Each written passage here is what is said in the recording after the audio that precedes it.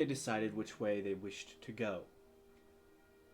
Choosing between the Deadlands low road or the high road, and bypassing Fort Cole, they chose the high road, the one road that they've never actually gone on yet.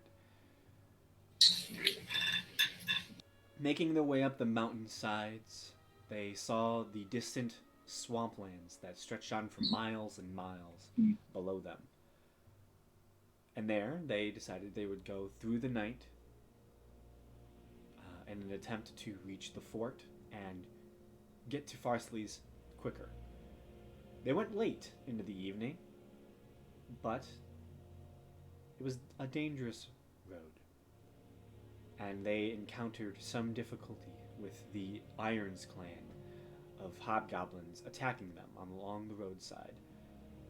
A fight ensued, and many of their individuals who had been very well hidden launched a very deadly surprise attack on the party and their carriage.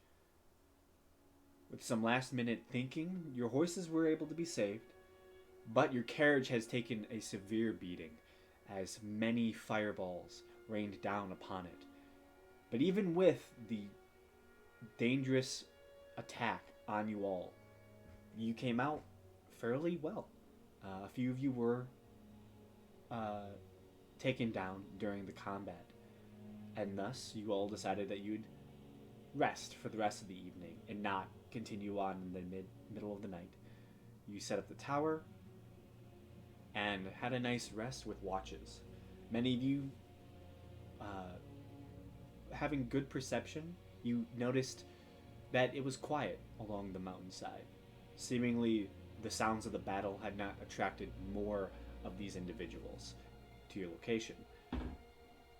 However, at the last possible watch, Senti and George did notice individuals approaching where the combat had taken place just about 8 hours prior. 2 individuals, both of which being furbolgs, seemed to come around the mountain corner, speaking to each other, and seemingly friendly. A short conversation was had between the two parties, and the 2 furbolgs introduced themselves to you all. One seemed a little bit stronger, more well armored, and had a actual seemingly weapon. And the other one seemed more cleric-like, with some sort of religious symbol upon their neck. And you all were able to figure out that these 2 individuals were friends of a friend. Therapeutus, one of your past allies, seemed to be a member of these 2 Furbolg's clan. Upon that realization, Protst and Machi offered to guide you through secret mountain passages and find your way out of the mountains without being accosted by the hobgoblin clan that has been running amok in this area. You all said you'd go with them, and with that, you are led through the mountains and eventually are led into a large area of plains. In the far distance, you see a massive forest, almost seems to sprout out of the rocky hillside area around you. But to the north of you, from where you all are standing, it is open fields and plains. In the distance, you can see small farms, settlements. This valley is well lived in, and seemingly the threat is behind you as Protst and Machi lead you. But not before handing all of you nice sparkly rocks. And with that, you find yourselves in the fields. What are you doing?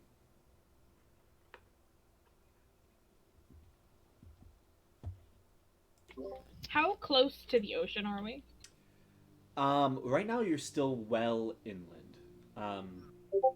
judging just from being on the mountainside, there is a whole range of mountains between you and the sea at this point. Lame. Okay.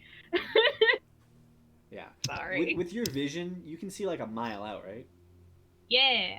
I got fancy eyes. Yeah. You would notice that the field before you is littered with what seems to be farmlands. It seems to be that this area is probably very fertile.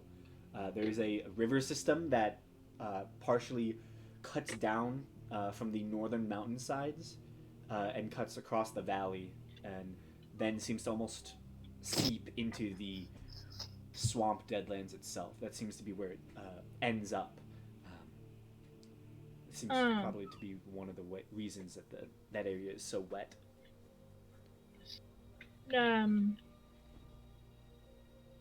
Do I see any sort of towns or settlements that might be able to help us fix up the cart? Yeah. You see in the distance, even within a mile, dozens of small farms and homes, and from an elevated position, it seems like this area is well lived in. There are possible settlements. Most of them are like independent farms that you can probably tell, but from where you all are at now, if I can see one that looks a little bit bigger, looks more like a community than one person, I will relay this to party and be like, hey, the cart's kind of... No, okay, I'm gonna say this. I'm not gonna say this like an asshole. I'm gonna say this how much I would say this. We're not dunk on everything, Leon. Okay. It'd be like, hey, cart's pretty beat up. There looks like there's some sort of settlement that we could go look at. Maybe they have some materials to help us fix it up. Pretty long way with a broken cart.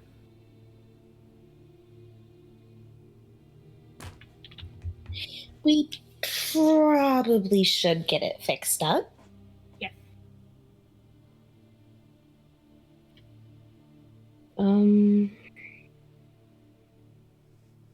I guess as long as no one objects, we'll go to the saddle.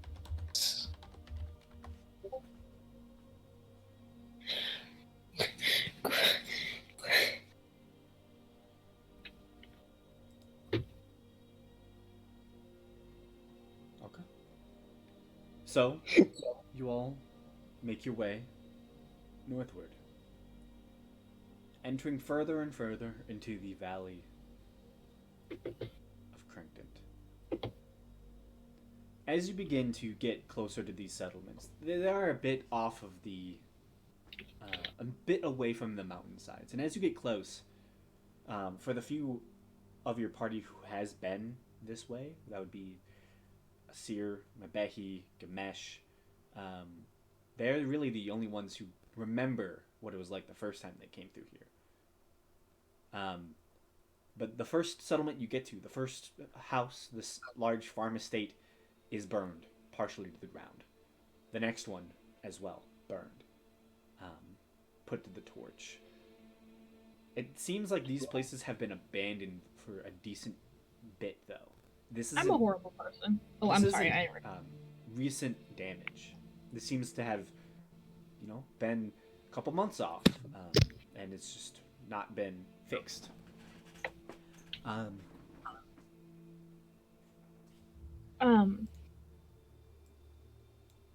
Tsukiyo would have just searched him up and down as quick as best she could. One, to find anything valuable, and two, she'd probably particularly be checking the barn and then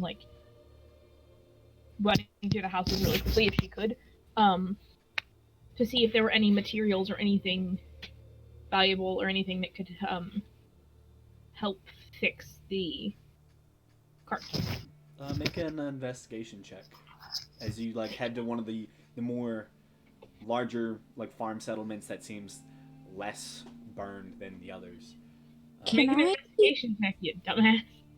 I'm very stupid. I'm sorry. My character, she's just stupid. I love her dearly. While Siokia does that, can I look for survivors? Wow, she's a yeah, lot make an better of a investigation person than check as well. I am. Like, I know it's unlikely, but sometimes people manage to make it. Shit. Okay. What did that roll? Yeah, just a second here. I rolled that with advantage. Why the fuck did that do that to me? I don't know. I It's rolled still an the 11. first roll. Oh shit, it was the first roll. Fuck yeah. Yeah. Hell yeah. That was a 19. Dice gods are with me today.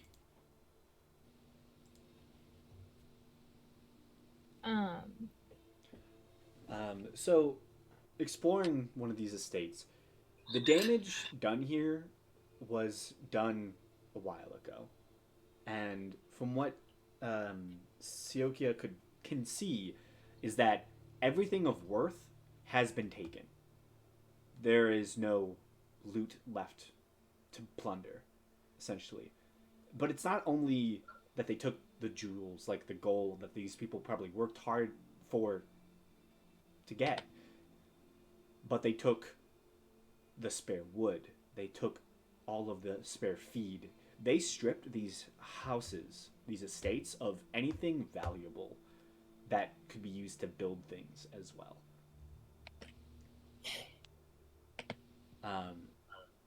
And you also know, will mutter whores. yeah, and you also know. I mean, you'll find with a 19 that maybe there is 20 gold worth of wood left, just out. That like they just probably didn't find. It's kind of hidden in a back shed or something on a person's property. You can add like 20 gold worth of wood, but other than that, there's nothing. These places are stripped for the most part. I will haul that wood back to the party and be like, yo, if y'all are okay with it, I can try and patch up the cart with this and because she carries like rope and shit. I'm not talking like actually fix it. I'm talking like grew up on a ship, tie that shit together again, fix it.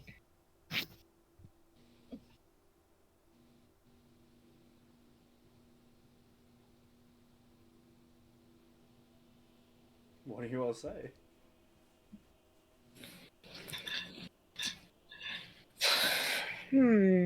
And she'll say if not, we can just use it as firewood. She's not gonna be upset. She just knows that. Well, would it be better to have professionals fix the cart? Or do you think that you could do it up to quality? Nah, I ain't gonna fix it like it's new. I'm gonna fix it so it works till we can get it somewhere that can fix it proper.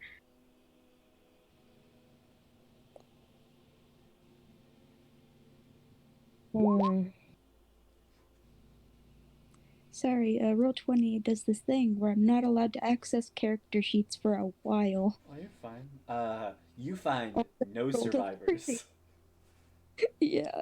All you find is like, honey. You do find a couple long decayed bodies, like people who've been left out for 3 months or so. Well, whoopsies.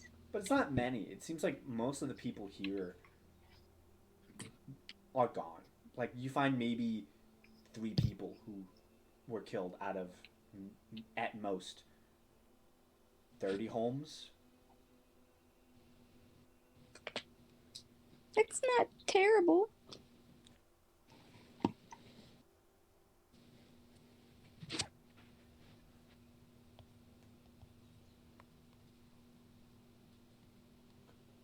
So are you continuing on or fixing the carriage?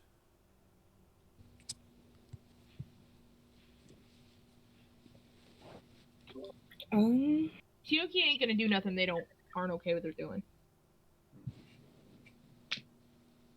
That's fair. Okay. So, continuing on. After finding that house that actually had some materials. You can put it onto the back of the cart, to the back of your carriage, and kind of carry it with you all as you keep going. And you pass more and more estates. You see fields that were probably quickly, like, all the stuff on them was taken and then just slashed and burned the rest of it. It's a charred landscape. And as you get further and further, Siokia, you are able to see something, like a series of dust in the distance to the north, just rising up. It doesn't take maybe about more than 3 minutes until you all begin to just feel like a steady shaking of the ground.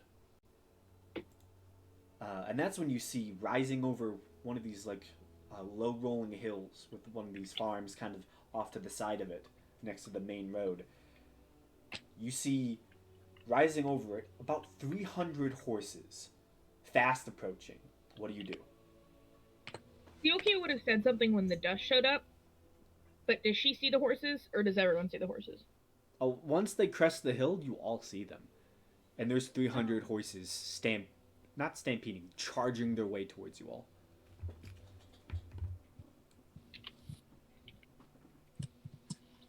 Is there like any people on top of the horses, or just wild horses? Make a perception check.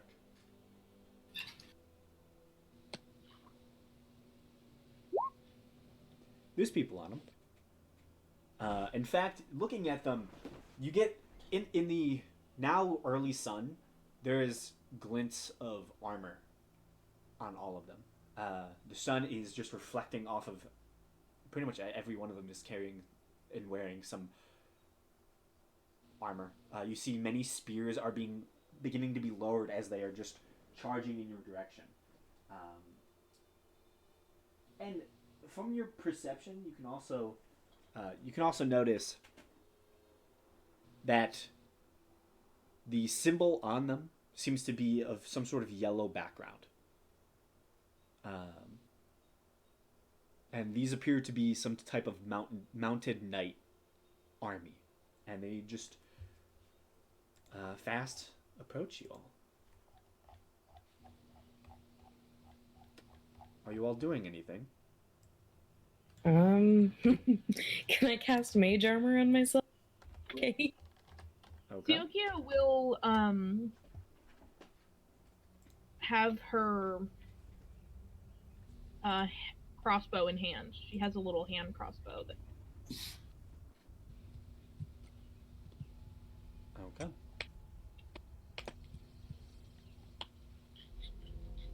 So, as these mounted knights fast approach, you all hear a ring out from the middle of the troop as they just begin fanning around your party.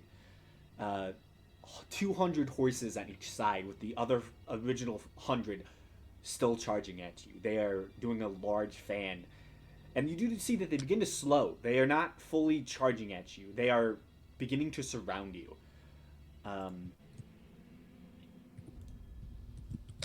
And as they charge and surround you, you do hear another one of these short horns go off. And you see a couple of the troops kind of like begin to slow. And you see one of the knights kind of rides forward and goes, "Halt! Halt! It's okay! It's okay!" You see the knight kind of rides closer. Spears are still lowered, but he kind of rides up to you all. The individual that you all see seems to be a human man with tough skin, wearing this what seems to be Yes. what would it be, like half plate armor Like of some type, carrying a shield and a spear, currently just riding along the horse. And they kind of ride up to you all, and you see the yellow vestige that overlays the plate that they wear. Where are you going? Seems to be that Can with I a symbol of a horse on it. Okay, if I It seems to be the symbol of some element of a city or faction of this area. And immediately the person rides up. Coming with me. It's not Seer? very important anymore. It is very important. Yes. I want to spend time with you. Okay. You recognize them. You've seen this figure Oh. before. Oh, do I know? Who are they? You saw them once when you were in Groton. Mm-hmm. You vaguely remember a coupon of some sort. Oh. It's this bitch. Okay. You see the figure kind of halts himself and goes, Okay. These fellows are not enemies. You can raise your lances. And you see a lot of them just begin to raise their spears and goes, it's good seeing you again. It's been a while. Yes, it has. Good to see you too. Is everything all right? Yeah, it actually is. We have more reinforcements, and kind of looks around at, the 300 mounted knights. Yeah, the dozens of knights. Hundreds of knights. Sorry. The town of Groton is safe for now. You heading there right now? Oh, perhaps we're on our way to Farsley's, but we need to get our cart repaired. I'm sure that Groton can supply that. So he kind of looks around at all the other knights. Maggle, come here. And you see one of the knights rides up. I'm going to escort these individuals back to Groton. Take the party and do a pass around. Make sure there's no hobgoblins in the area. Understand? You see the other mountain knight goes, yes, sir. I understand. You see as the familiar knight, Ostergoleth, looks around. You all heard him. Follow Maggle Canyon's lead on this. Good luck. And as the mountain knights begin to fan out, he kind of like rides ever closer and kind of begins to escort you back to Groton. Over the course of the next couple hours, he'll just ride with you. He begins to say, some of our scout hawks noticed you while arriving. We had to see for ourselves what you were. Which way did you come? Oh, yes. We came from the capital, actually. Through the mountain pass? You took the high road. Yes, we did. How was that? Oh, well, had some trouble with some hogs, but took care of it. Well, I'm glad you were able to take care of it. We, about a month back, we got reinforcements and actually pushed them back. In fact, we pushed them all the way back to the mountains, where they originally came from. So I imagine the mountain passes, they're much more dangerous than they were a couple months back. Yes, you could definitely say that. Yeah. Well, glad you all seem to be in somewhat good condition, aside from your cart.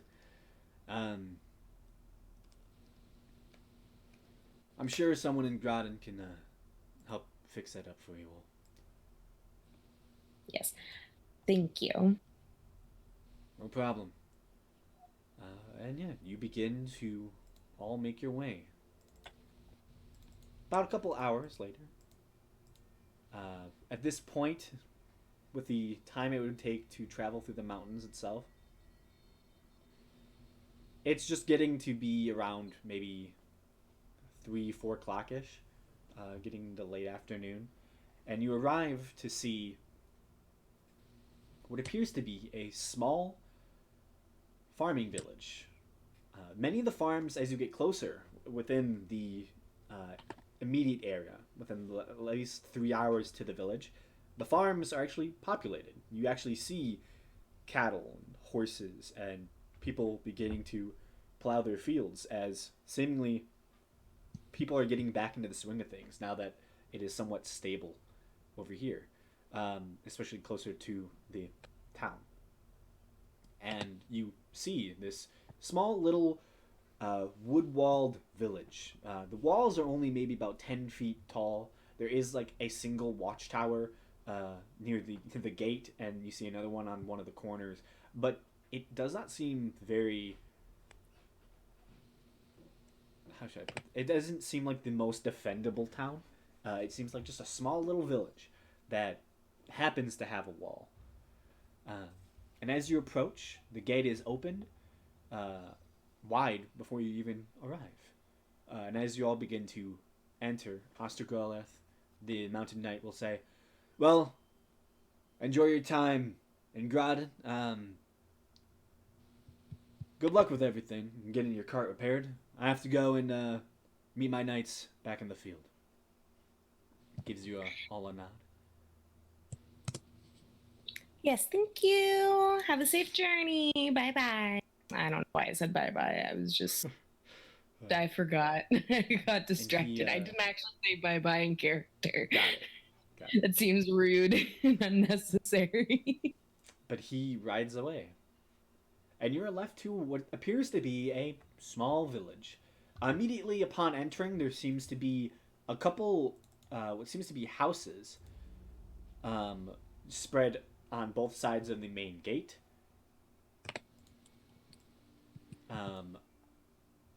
And directly in front of you, you see a large establishment with a hanging sign that seems to gently blow in the breeze that says the Iron Hoof Tavern. And to the immediate right of it, you see what seems to be a couple stalls, tents that have been erected. And you see two individuals in two different tents are selling items. Mainly seems to be some type of foodstuffs for the people who actually live in the village. And yeah, the place seems actually bustling. There are quite a few people walking around doing their thing. So,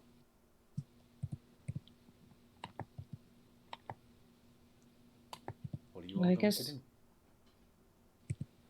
first things first.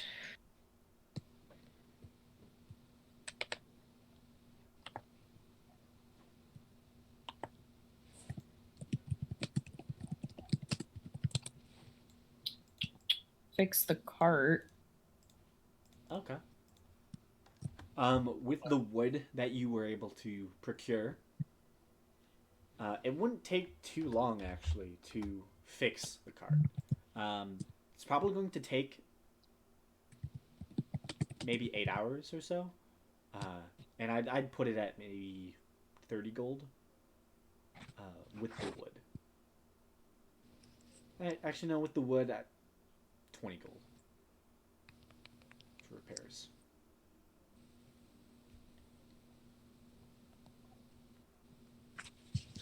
As a lot of it is pretty battered.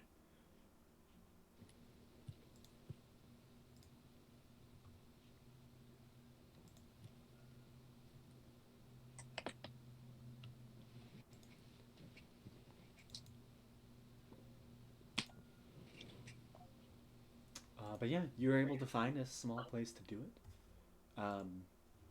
There are individuals in the town if you would like to explore. There are different small shops. You do see what seems to be a blacksmith immediately visible. There does seem to be a couple larger stone buildings. One seems to be the sheriff office, the jailhouse, and then there does seem to be a overgrown ivory covered manor house partially in the village that Seer you would recognize. Mm-hmm. Other than that, there's the Iron Hoof Tavern, and you can spend the night.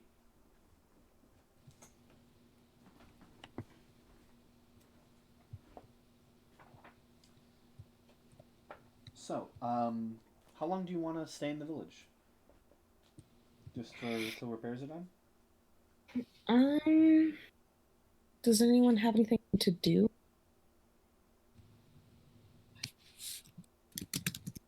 I'm good. Yep, I'm good too.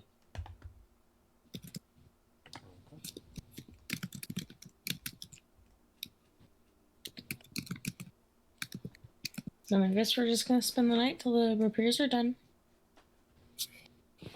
Okay then. So, any one of you can mark off the 20 gold it's going to require to fix up the carriage. I'll go ahead and. If you want, there are also other things they can do to kind of improve it, if you would like.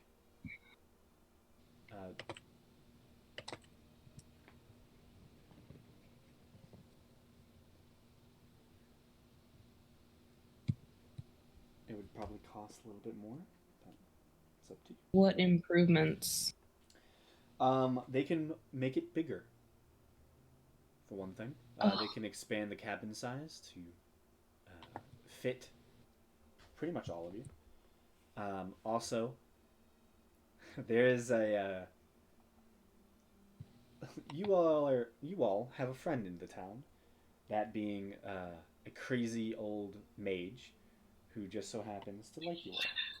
Oh yeah! We should visit him. Yeah. Well, even if you don't visit him, upon hearing of your arrival in the town, he does send a message your way. And he does happen to have strange metal paneling, so he can armor your carriage, if you would like, as well. Yeah, would he? Yeah. It might cost a little bit more, but that is a thing you can do. Fine. Okay. Well, if you would like to do that, the wood is still going to be needed if you want to expand it. So it'd probably just be 60 gold in total then. All right, 60, so 40. And that's with the expansion in the armor? Yes. All right. Oh. Clicked the wrong button. All right, there we go. I paid 60 gold. Okay.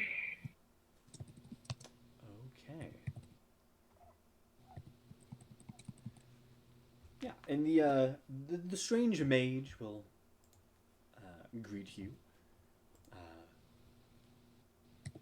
and he is still very, very mad. It's like, I thought you meant like angry, and I was like, wait. No, he's just insane. Yeah, that's fine. I'll visit him. Okay. Walking in and knocking on the door, it just swings open, displaying a strange house filled with just clutter. Again, you see next to you, the large carpet is still chained to the wall. The sword that you remember seeing once is gone, somehow. The chain's now loosely dangling. And there is just junk everywhere. You see large coffins stand in certain parts of the room.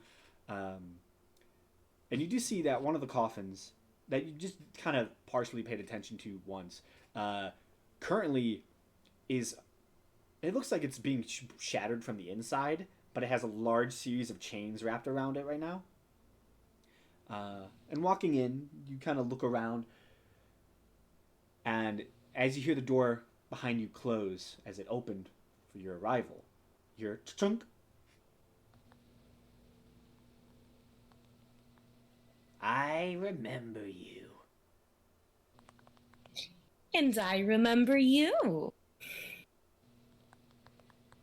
Don't go into that coffin. Noted. I will not go into that coffin. You begin to hear something banging from the inside. I'm going to ignore it. Okay.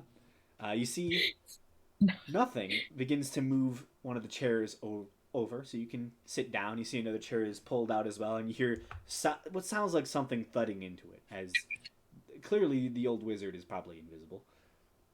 Okay. Thank you, and I'll take a seat. How are you doing? Oh, I'm doing good. How are you?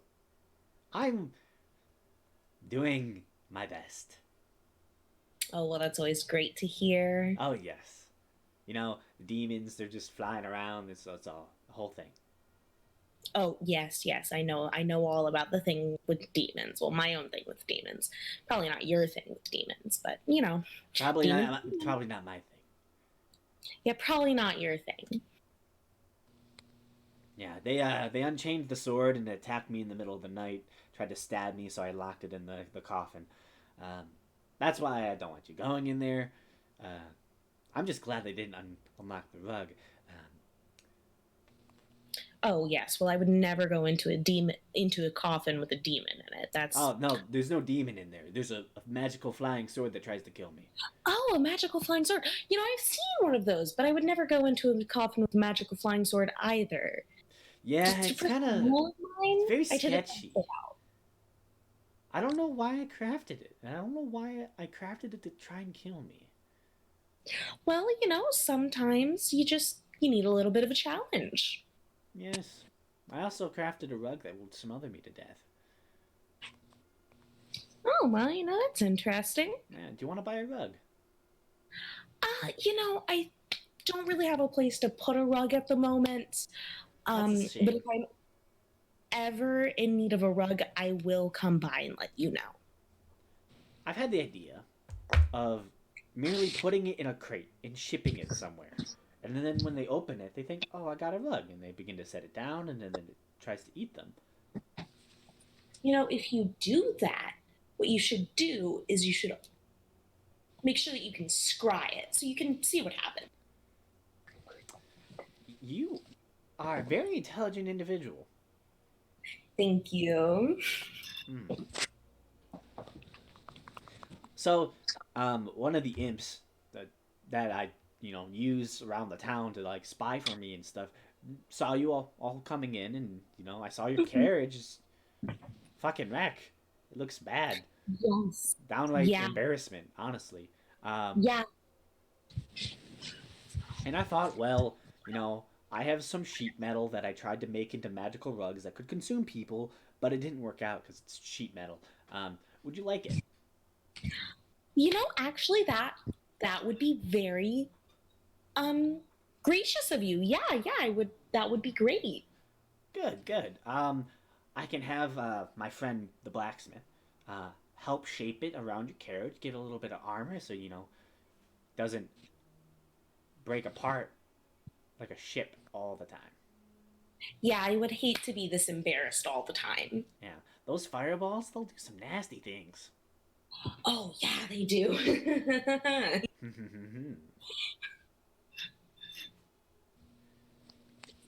Well, I'll go get the sheet metal then.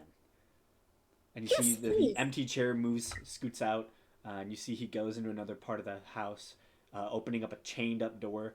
And as he opens it up, make a perception check. Okay. I love this guy.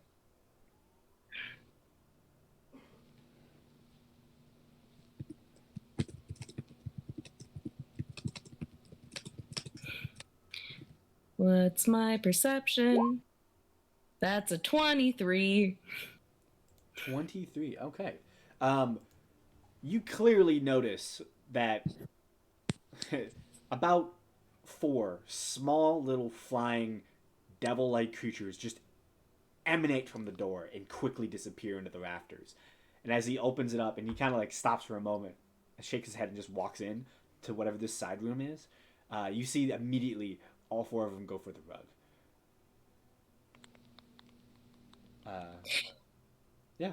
So he's busy getting the sheet metal in some side room, and you see 4 little devils going to try and unlock the large magical rug. What are you doing? Okay. This rug smothers people. He's distracted. There's tiny demons. Oh, but they could be his demons. I don't know.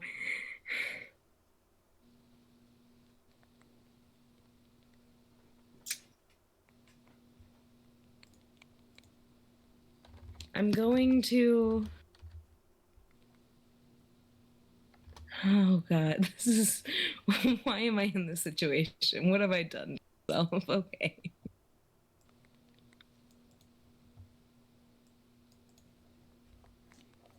I'm going to shout out, hey, there are little demons trying to run.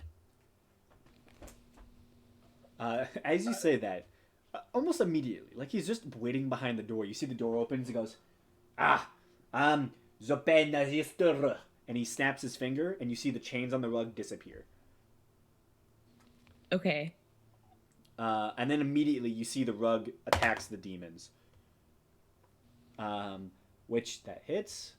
You see immediately the rug just snaps up one of the like the small little imps as it's flying around trying to unblock the chain, and immediately just begins to suffocate it.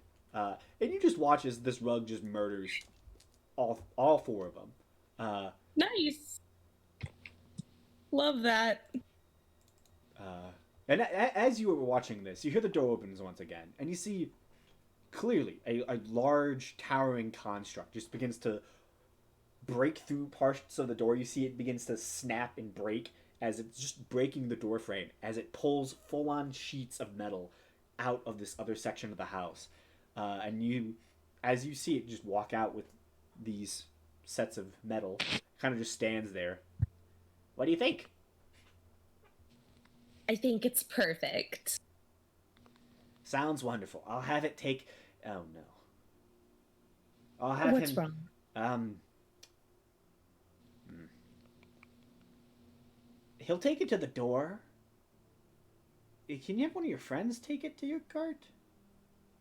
Yeah, we have some strong people. Okay, good. Don't know where that rug went.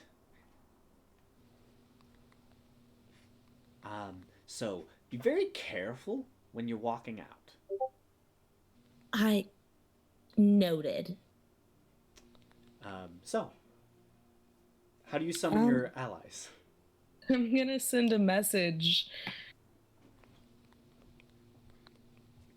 Okay. Who are you sending it I'm to? gonna send it to... You know, I know Faradir is strong. I'll send a message to Faradir and be like, hey, can you carry some sheet metal? I'm gonna bring one of the other strong people too. Yes, where are you? I'll send sending again and give her the address. And also to be careful of a rug that might try to suffocate her. Okay, I will bring wow, I wish I knew names. That'd be nice, huh? Strong man. Belric. I love this idea that Faradir just goes up to Belric and is like, strong man, come with me. She's not quite that stupid. I'm just that stupid. I know, but it's still funny. Belric, Seer has asked for help with carrying something heavy. All right. Where is she? She sent me an address in her in my head. I don't. It's confusing. And I'm just gonna start walking in like a vague direction until I see a street sign. I gave you like my exact coordinates, longitude and latitude. You start walking around. This town is pretty small, and it is not difficult to see the large manor house with overgrown ivy all up the stone siding, the large gate, like with the spikes at the top, with just junk in the yard. It's like one of those just houses that is just. It looks like a crack house partially. It's definitely a hoarder house. You know that for sure. Yeah. Yeah, there is just metal junk. There's like weird statues just in the yard. It's just a mess of a house. And it's currently standing near the doorway. You see Seer and a large metal construct. Just kind of like partially where the door is open.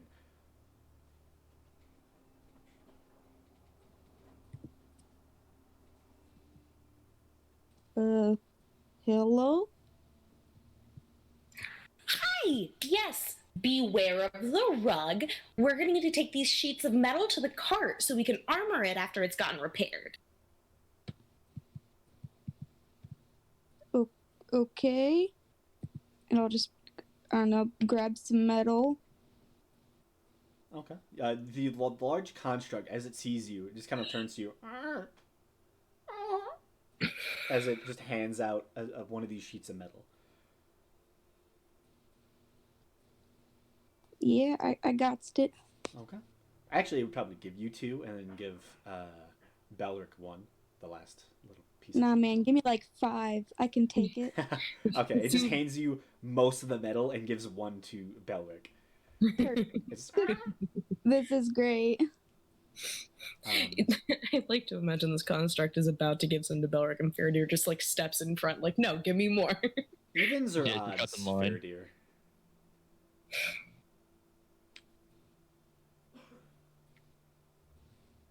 Faradir, evens or odds? Oh, even. Okay. So you walk in, grab the large metal plates, and as you begin to walk out, the doorway is small. Even this large like construct probably couldn't leave this building without breaking it, so you kind of have to squeeze through. Belric goes in, grabs his last sheet metal, and Belric, you see, well, you more feel something tap your shoulder, like a soft like tut tut, like just twice. I guess I'll turn around and look at it. Okay, you see a large rug is just kind of looming over you, and then it seems to like go up to the construct and just wraps itself around the construct and begins attacking it. And immediately you hear, "You damn rug!" And you see some chain breaks around a coffin, and you see a sword begins flying out and attacking the rug. I'm gonna duck and cover. Yeah, chaos erupts in this house as you grabbing the sheet metal, just begin moving your way, trying to get away from this. You just back out the door. Seer, you feel something shove you out the door, and then it closes and there's no sound. Okay, I guess we're going to the cart. Oh, what the hell's going on? Oh, Graham, remind me of who that name was. That's Lord DeMiller. oh, that's just Lord DeMiller. This is just an average day. Got a sword, got a rug, got a construct. You know how it is. Yep, totally. He's a little out there, but I'm sure he'll be fine. Should we help him? No, I'm pretty sure we got shoved out for a reason. Okay. I think he can handle himself. You hear the door beginning to creak open, and you see flying out quickly one of those little tiny imps just begins flying up in the distance.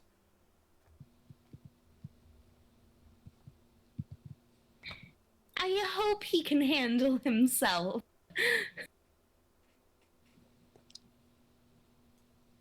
Well, we'll find out if there's a dead body tomorrow.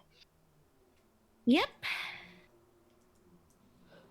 Maybe I'll send him a message tomorrow. Make sure he's alive. But probably not. Let's go. Okay. Taking the sheet metal to the blacksmith, Cyril, she is able to begin working on your carriage, adding the sheet metal. She also is a carpenter, as many of the people in this small little town kind of have to dual trade. Yeah. Paying her the 60 gold, she begins the work, and your carriage will be ready for you in the next day.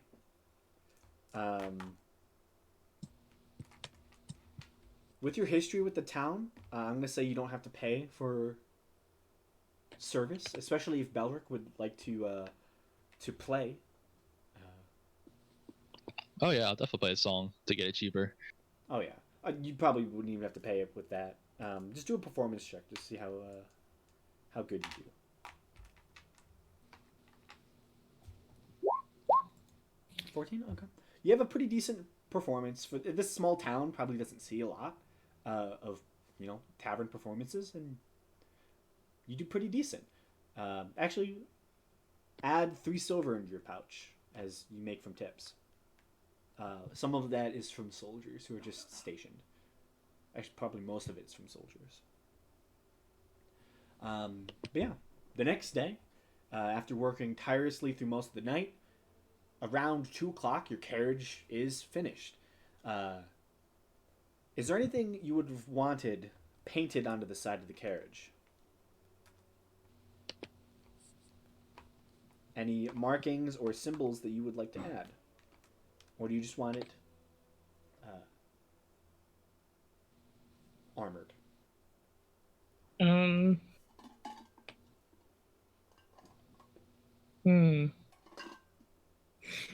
don't know.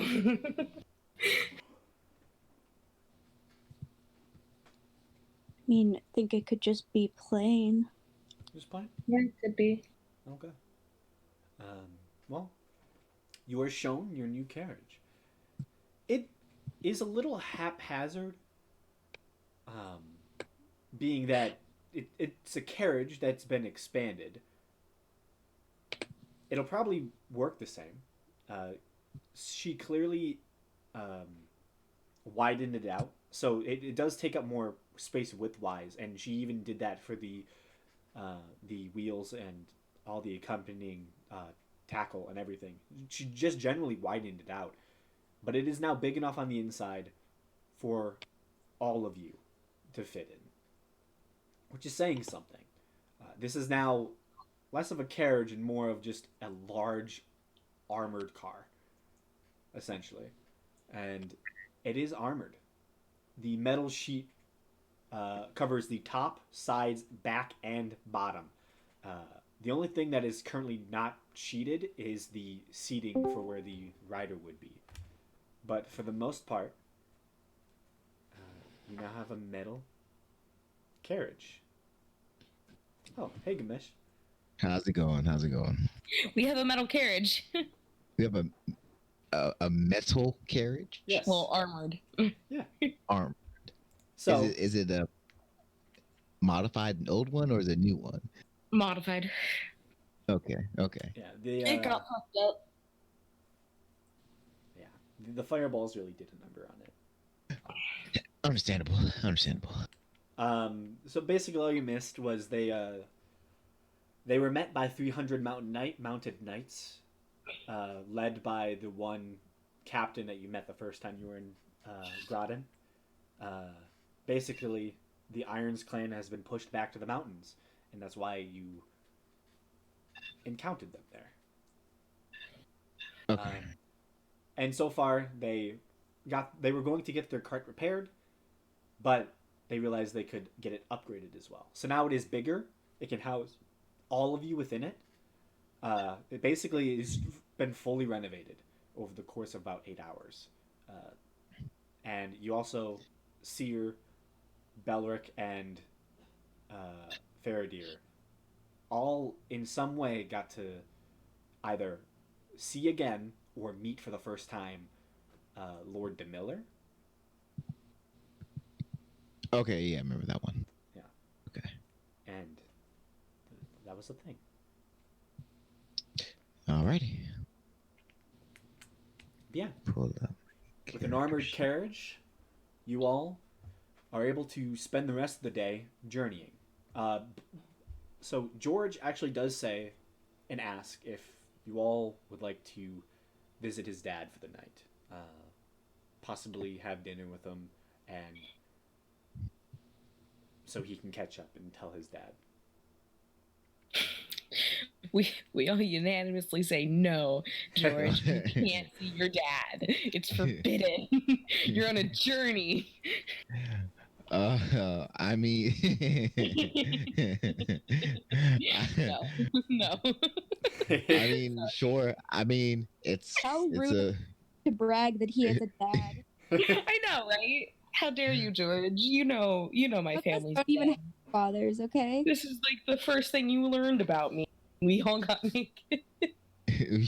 we all lost our kid. We all lost our parents. You know how this goes. Most of Oh, us don't fuck. have a family, George. Stop flexing. Oh goodness. But Gamesh would say, yeah. I mean, Yeah, he's offering free food. I mean, how could he say no? Okay. exactly. So, you all, traveling outside of town, you head north for about a mile. And you end up approaching what appears to be a large clearing with a with a small hill. And atop that small hill, within the clearing, sits a large house. Um, there is a barn off to the far left side with like well trodden paths back up to the hill. Uh, you see a large fenced fields, and there seems to be a sizable cabin with half stone, half wood wall that seems to lead up to a second story. A very well worn porch sits with two rocking chairs and a bench, uh, and that all occupies just outside the front door. And as you all begin riding up and essentially setting you all up, he takes you all to the barn itself. And as you begin walking up to the house after putting away the horses and setting everything up there, you do see that above the door is a single solitary horseshoe, and underneath it, appearing just almost like watching you all, is a human man about 6'1", familiar to some of you. He seems to have medium length brown hair, a long beard with streaks of gray, seems well muscled, kind, just standing there as you see George walks up. Hey, father, and he kind of walks up, gives him a hug. They share some. Oh wow, you look so much different. Kind of pats his armor. Like they seem to just have a good relationship. You all are invited inside. There you see a sunken living room with a warm and full kitchen that occupies the first floor. There's a nearby washroom. And just to the right, there seems to be a set of stairs up to the top. Yeah. After a while, a meal is prepped. As it was kind of late in the day from when you picked up your carriage, dinner is just a couple hours away. Yeah, and you all are able to have a decent meal within this place. And you do note that there are horses seen through most of the windows. The entire fence line seems to be the almost the entire property has been turned into a massive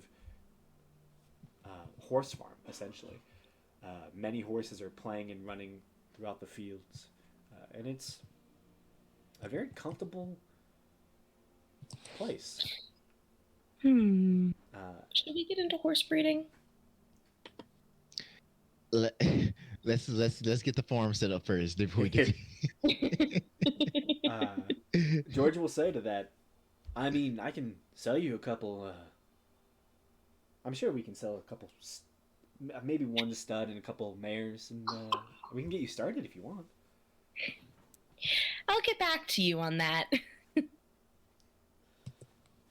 kind of smiles at that, and you see his father, who is introduced to you all as Albert Blackwell.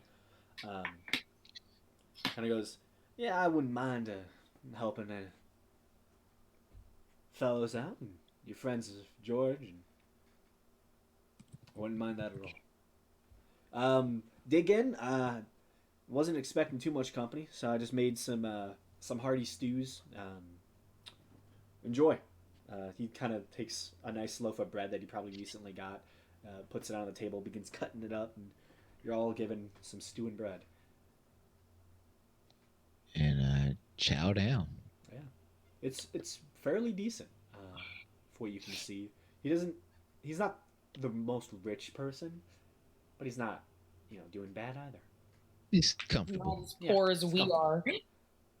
You have a manor house, okay? We're in debt.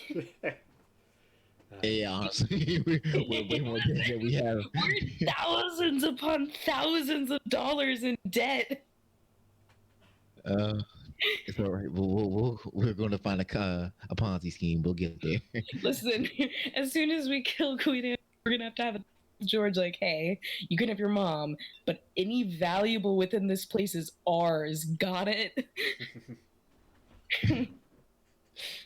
Hey guys, we want a statue. That's somebody's family member. Still a statue though. How much do you think it's gonna sell for? So, over the course of the meal, George. This is seemingly the first time George has seen his father since, leaving. And so he tells him about meeting you all and all of his adventures from there. The first official meeting you all outside of Draken, when you were escorting the vampire spawn back in the day. Yeah, that guy. Yeah, Machan Woolister. And from there, riding past Renton and heading towards Stanton, the fight with the other vampire spawns out there, the fight with, I believe it was a couple goblins Just and a vampire giant or spawn? something. Were they just vampire spawn? There was vampire spawn that you fought on the road there. Oh, yeah. Okay, Yeah. That was Linus. I thought Drusilla was just vampire spawn. I was No. like, wait a minute. Fighting the undead that had come from the ruined capital of Bana. Those are zombies. Yeah, I think you fought a wraith. Yeah, we had and a wraith. Yeah. Yeah, but you also fought the vampire spawn Linus, who seemed to know Macron. Then getting to Stanton, discovering who you were selling the item to was one of the three merchant lords, and finding out that he is a vampire and his assistant, who is the who is the leader of the town guard, was in on this vampire's dealings, breaking into his abandoned inn, tavern, stopping him, saving Macron and his assistant, joining the fighting ring in the center of the town, the big summer event that you all won. Finding all this different stuff, eventually making your way all the way to Nim, and then eventually finding Reshkaval, the dragon. He tells his dad all this stuff, and Dad takes it in and seems astonished. Just he talks about a few of his moments as a town guard and saying how all this stuff he's only ever heard legends of, and he's so proud of his son, and seems genuinely astonished by all of it. And it's around that point when he talks about going away, because he learned about his mom being sent on some mission toward Don Willow. And then he says, can I talk to you in private? And as they go to the kitchen, away from you all, you hear some soft mutterings. And then you hear what sounds like something hit the ground, like chung chung chung chung chung. And then there is silence for a few moments. And then you just begin to hear like a gentle sob. And all of you, it's kind of hard not to listen in. And you just hear, as the voice seems to be raised at this point, you hear George say, "That's why we're here. We're going to find her. I'm going to bring her back. I promise you. We're bringing her back." And with that, the night pretty much ends, you know. There is one guest bedroom at the estate, so one of you can sleep in the house, but the rest of you can probably hang out in the tower or just shack up in the barn. Or I could cast my tower. That's why I said your tower. Oh, I didn't hear tower. I heard barn. Oh, sorry. In town. Or we could just all pile into one room. Let's do the tower. Let's do the tower. Yeah, I'll ask if they set up my ginormous tower. Yeah, he'll say, "Of course." You set it out the front of the house, and it's all good. Yes, it's 6 levels, so it has, I think, 6 stories. It could be 5 stories. It starts out with 3, I think. I thought so too. It starts with 3, then every level up is in another one. So it should be 6. Okay. If I'm not 6 mistaken. levels. Bottom one is a washroom, of course. We have the normal 4 bedrooms, and the top will be, I think. Let me look at my options. Let's mess with some stuff up, huh? Let's see what we got. Or what you got. You know. Yeah, this is No. me. Yeah, this is all you. I think the top will be a study with desks, books, bookshelves, parchments, ink, and ink pens. Nice. Just because I want to read a little. Yeah. I don't know what And books there are, You are. but there are books. It's any books that you have read. Probably. Okay, I'll reread some of the books I've read then. Yeah.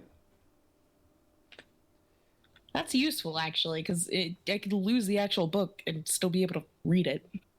Yeah. Yeah, as long as you remember the book, I mean. Sarah keeps a list. Of all the books she's ever read. What if you lose the list? Huh? What if you lose the list? Then hopefully she remembers. I'll put the list in my coded journal. Put the list in her spell book. She'll never lose it. Someone opens the spell book and it's just like, wait, what are all these Just a list of books? books. But in her journal that she has that's in code, she's not gonna lose that. Exactly. That would be The code is just a mixed matching of the book titles and their names. I write the book titles down in code and people are like, what is this? Oh goodness. Yeah, for the rest of the night, you all are able to have a decent rest. And after the dangerous fight just 2 nights ago, though the past 2 nights are pleasant, you're able to actually relax, as this area is much safer than it seems to have been in the past. The next day, you all pack up and head out. So, are you heading straight for Farsley's then, or would you like to make a detour towards through Crankton and then Farsley's, or would you like to just go around? I hold no opinion. I don't think there's. Let me check my notes. Make sure there's nothing here. Well, Crankton. because I think everything I want to do can be done in Farsley's. Because I want to Yeah. get the enlarge reduce spell so we can get that carriage out of the basement. We have coupons. We to do have take it home. coupons for Crankdent, don't we? Yeah, but I don't know if we want to stop just because we want to use coupons though. It would be kind of. So let me update the map a little bit. What would be in Crankdent that we couldn't get in Farsley? Oh, nothing. Honestly, nothing. And the coupons aren't even that great. They're probably expired by now too. Yeah. So this is beeline at the Parsley's. Yeah. Okay. I would appreciate a beeline to Farsi. Yeah, we got to get our elf lady to the water. So, beelining it straight to Farsley's.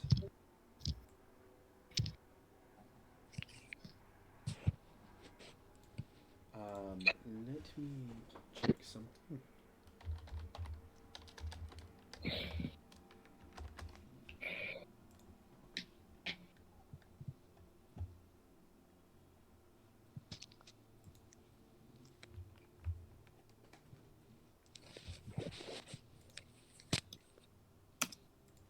So, it'd be about a day and a half journey. So, as you all begin riding out, you travel the flat, relatively flat countryside that is the Valley of Crankton. And it is different than most of the other places you have traveled, for at least Senti and Belric. You two are used to more kind of either rocky terrain or grass covered. And this, while it is grass covered, a lot of it seems very light. And this is more of a savanna type terrain. And as you are riding along, you do see strange animals that you've not seen before. You see large wildebeest roaming the countryside. You even see other animals that just don't seem typical of like areas like this, where you would expect more normal deer that you find in Renkton. You find just strange ones, antelopes. It's just a different area and quite beautiful, especially with the mountains beginning to rise up in the distance to your eastern side, and then just for the rest of it, just seeing flat, open country. But as you begin making your way, you do have to stop for the night. You, I assume, put up the tower?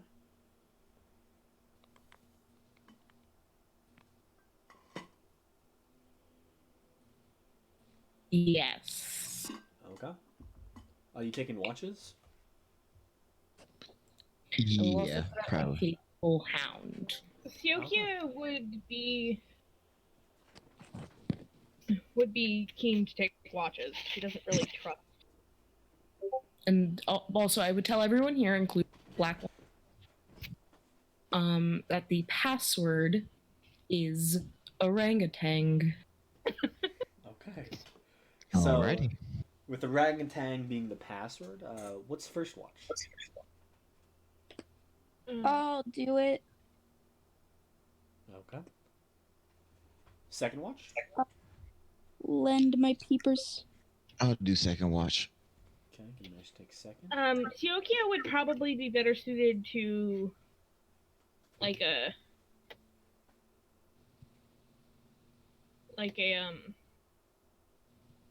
how do can y'all hear me? Am I muted? No, you're fine. No, we hear you. Okay.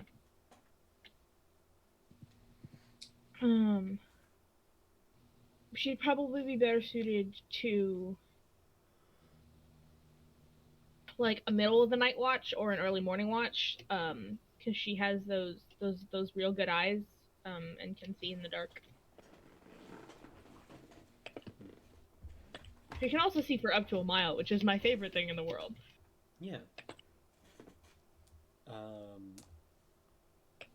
So, I mean, you can take third watch That's like early morning-ish.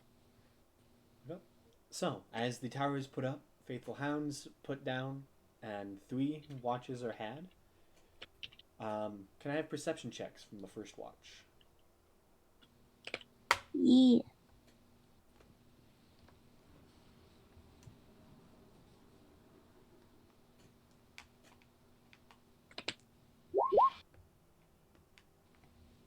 Okay.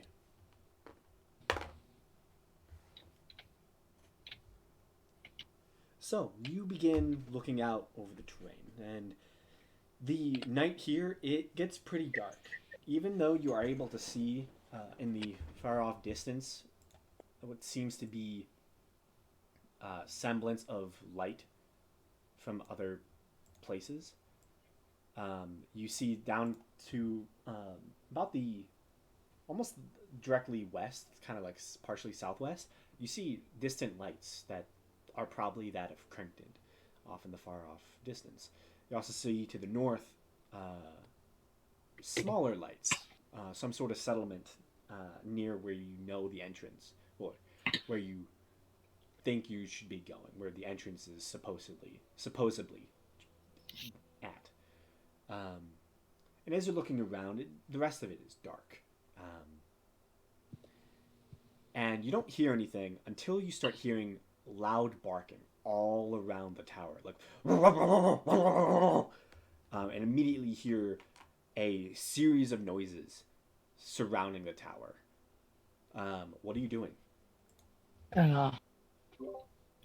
Sukia will roll out of bed and grab her sword. Okay. And she... What's the setup of the tower? Because she would have requested to be as close to the ground floor as possible. The top of the tower is reserved for studying right now. And then the rest are bedrooms, I believe. The bottom is a washroom. Washroom. Okay. So you can be on the second floor. Cool. And then she will stick her head out of window. Like, she'll look out the window. Try and see what's going on. Okay. Make a perception check. Perception check.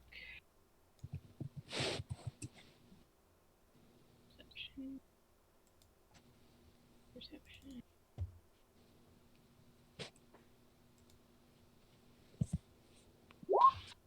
That is a 16.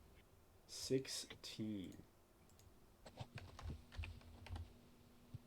Okay.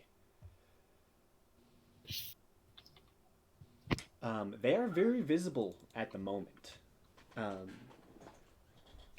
But it is still hard to see them. Essentially what you see is 3 large shapes are currently moving in the front of the tower. They're clearly visible at this point, but it's hard to make out what they are due to the darkness, just the general darkness around the area. But you can see these large, almost like they look to be some sort of furred creatures with large open mouths, and they seem to be just like inspecting the area, trying to figure out what the barking is, if they can see it. They're not humanoid though. And immediately you just see them all just like, all 3 of them are just inspecting. They seem fed up with whatever this is. They can't see a threat that they can attack. Do they come in range of my face? They did, yes. My, like, with 5 feet.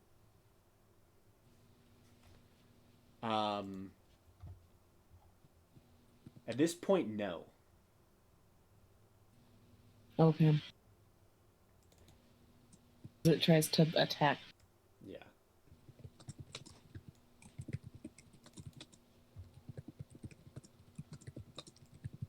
Or no, that's at the start of every turn. Never mind. Yeah. Never mind.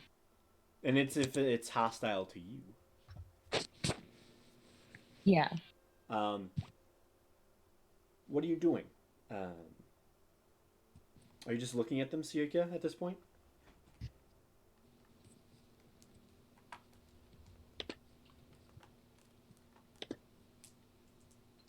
Also, Faradir, you can see them as well now. Now that they have broken stealth, you can kind of just partially see three large shapes just moving throughout the darkness, trying to seemingly get a read on where the barking is.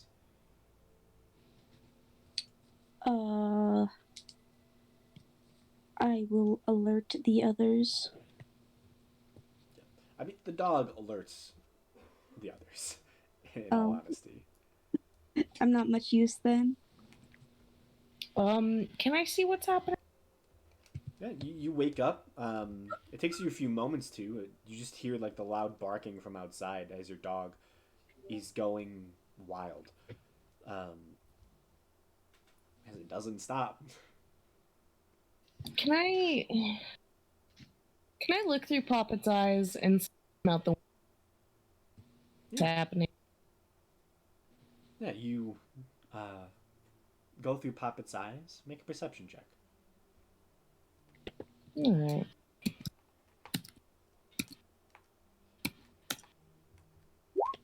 It's a 15. 15? You just see three dark shapes currently just very visible out in the area around the tower. They're about on the very cusp of your dog's vision. They have just gotten within 30 feet. And they are now just looking around, and they clearly can see where it's barking from. They can kind of pinpoint that's where the sound is, but they don't seem to see anything, and they don't look happy about it, whatever they are. But you can kind of just see like the dark fur and some type of open mouths as they just seem to just not be happy. So, if none of you are doing anything in the immediate moment, they begin to back off. And once they begin to back off, the dog stops barking. And you can see the three just begin to start slinking away. Okay. Now that they've broken stealth, it's kind of easy to see the movement that they're making. But you see they just begin slowly, all three of them just essentially trying to stealth away. And at one point, you do note that all three of the people who are currently looking out the windows, that across the fur, there seems to be almost red embers sparking up around their entire body. It kind of partially lights all three of them up, as it's some sort of like them just like almost like extending their fur out, and you see this like wave of fire across their bodies. These are clearly to just as probably Seer, as you're the only, actually Seer and Faradir would have met these. These are Saber-Toothed Tigers. Clearly, Very important question. yes. Do they remind Sukia at all of the bitch from the scrying orb? No. Lovely. Because she's gonna see fire animal and she's gonna go, oh fuck. Yeah.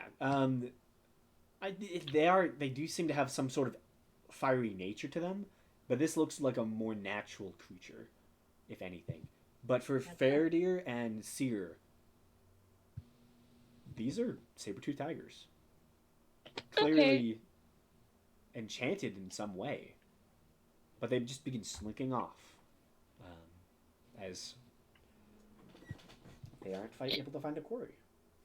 I'm gonna have Poppet kind of like sit out there and wait and watch. And when they're finally out of eyesight, I'll call Poppet back in and switch to my own eyes. Okay. You switch to your own eyes after about a couple minutes when they disappear. Mm-hmm. What was your dog barking about? Saber-Toothed Tigers. Given our typical encounters, that's not too bad. Yeah, they had fire, so Something's up with them. Are they gone? As far as I can tell. It's always something. All right. Probably stay inside of the tower tonight. I wasn't planning on leaving.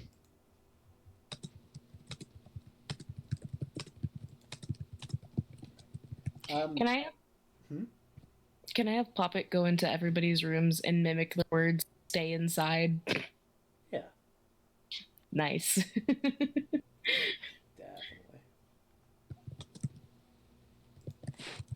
And I'll be looking through his eyes so I can hear if anyone responds.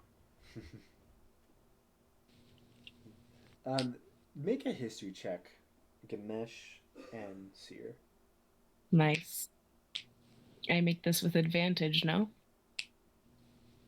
Yeah, I believe For you would. my... From your, I'm not gonna forget that again. It's a good thing too. 21. You remember something about, like, just last night, George was talking about the event within the Coliseum of Stanton. And you remember seeing those goddamn lightning saber-toothed tigers. Mm-hmm. Clearly, they're just able to mimic elemental energy in some way, at least some of them. As you fought elemental saber-toothed tigers before. Mm-hmm. So yeah. That's just, yeah, you just remember that. Nice. I hate it. New hatred for Saber-Toothed Tigers. You've also seen a summoned one. Yeah, but that one's cool. So, the next day, well, actually, so second watch being Ganesh and third watch being Siokia. Make perception checks as well.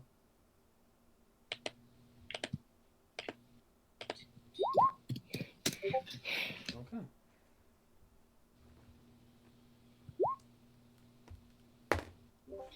Gamesh, maybe you should stop taking watch. Yeah, Ganesh, you look out. It's dark outside.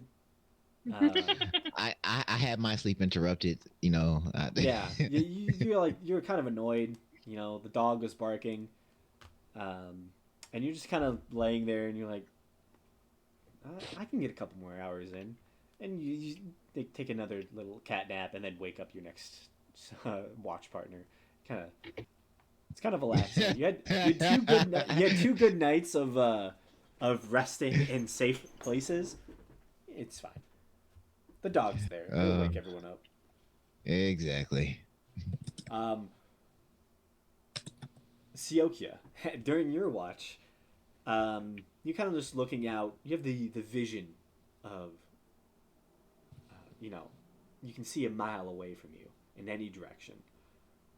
Correct. And with your expert sight, you happen to notice and hear in the distance wailful cries of some poor animal, and you just in the distance just see flashes of flame and fire. Clearly, these saber-toothed tigers got their mark, even if it wasn't you. Well, shit. Good for them. The sun rises and a new day is had. Packing up the armored carriage, you begin making your way further north. And Oh, did we not tell George's dad that there were saber-toothed tigers? you aren't near George's dad anymore. You're about a day's out. Oh, okay. I thought we camped outside George's dad's house. No, this No. is after we left. Yeah, this is after you left. So you spent the Okay. night, and then you packed up, and then you left, and then you spent the night away from. I was like, George's are dad's we house. not going to warn him? We're just gonna let these tigers eat. This slaughter his stable of horses. So you travel from this spot just about 2 hours.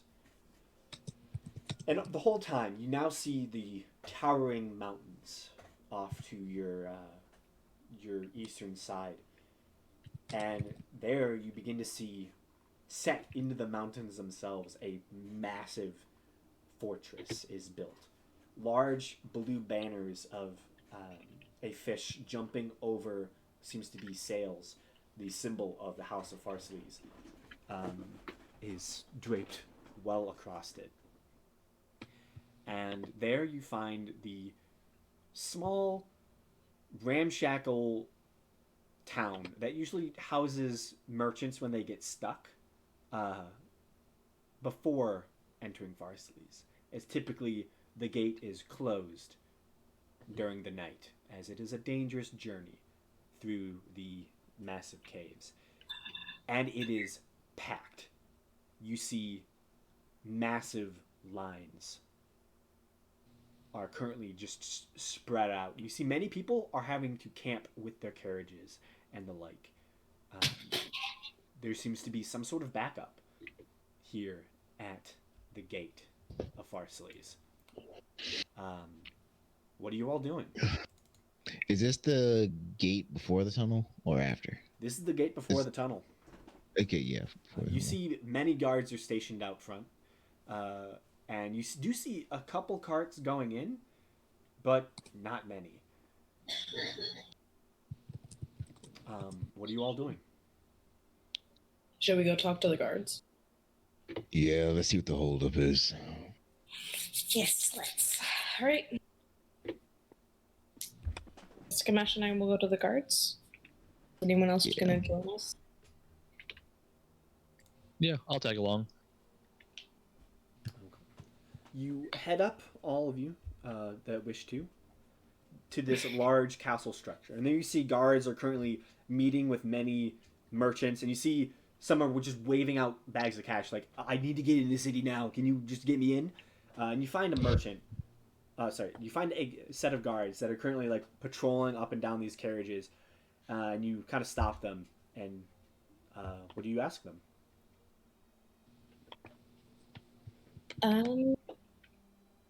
Well, Kamesh is very blunt. He was like, Yeah. "What's the holdup?" We have Due things to to dangerous circumstances within the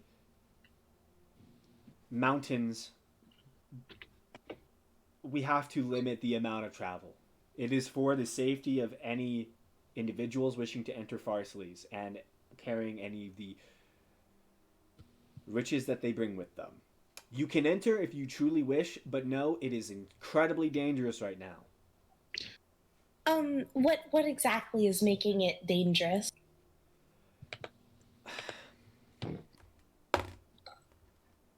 There's the Underdark is kind of not having the best time. The Drow Civil War is causing upheaval. Many creatures are just moving away from the conflicts as high up as they can get, and that,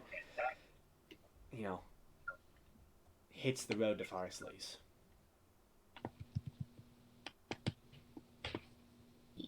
You can enter if you wish, but I would highly suggest not. Currently, there's a 3-day waiting period for any new carriages. 3 days. We are backed up. We're taking as many as we can with as many guards as we can. But it's a trek. And it's not fun. So 3 days go by yourselves. Can I ask what sort of creatures are attacking travelers? Make a persuasion check. Okay. Yeah, this is the first time in a long time. And you have no, you don't have expertise yet. Not yet. To 12. I rolled so bad. I rolled a 5. I'm not at liberty to say. Understandable. Is it something that can be killed? It's Underdark creatures. What if we kill it? Huh? Makes Yoki ask. I said, what if we kill it? If you kill it, you kill it. It's not one creature, it's many. It's the entire Underdark is moving, shifting. It's become ridiculous at this point.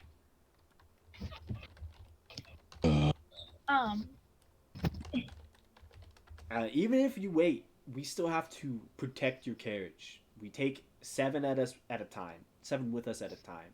Once per day. Yeah, you'll get in the way.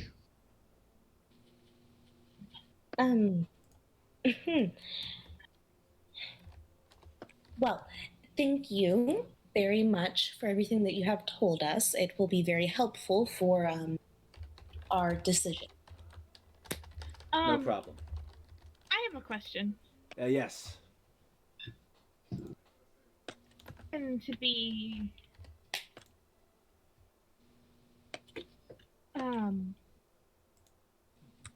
fire creatures of some sort. Hmm? The things attacking people. In the Underdark. Oh. No, it's just Underdark creatures. Wow. Well. Despite what you all say, I don't really care. I want to get to the ocean. And I want to get to my ship. And I want to get somewhere. So, Is there a way to make this faster? What if we go without the escort? If you go without the escort, I highly suggest against it. But, I mean, just be very careful. Don't die. Would that mean we can? You know, Would that mean we can go now? Yes, it would mean you can go now. excuse me, while I have you here, would you mind if I ask some about Farsleys in general? It's been a while since our last visit, and I'd like to know what I'm getting into. Yeah. Yeah, last time I left trouble regarding the Lord of the City, I was wondering, what that whole situation ended up, if it's been resolved or not. What trouble are you talking about? Just some things I heard on the street. I was afraid, but if you know nothing of it, then it was probably just rumors. Make a persuasion check. Persuasion or deception? This isn't really Like, deception. You're just trying to get info out of him. It's a 19. Ah. Kind of looks to the other guard next to him. Kind of looks back. I mean, you got anything? Kind of.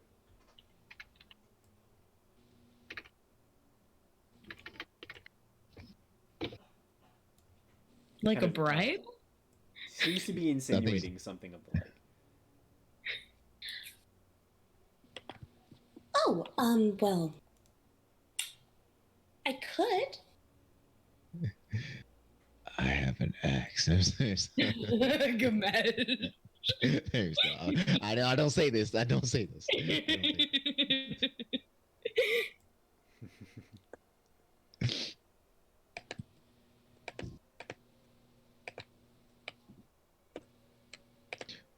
I mean, if you really want to know, you have people you can ask.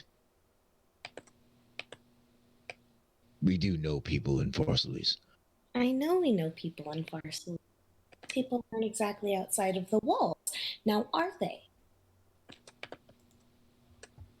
It's not like we don't have magic for everything else, to be fair. man wants to be paid for his information. Well, then Seems it so. outvoted. Then pay It's him up to you. information. It's your money. No, it's fine. It's fine.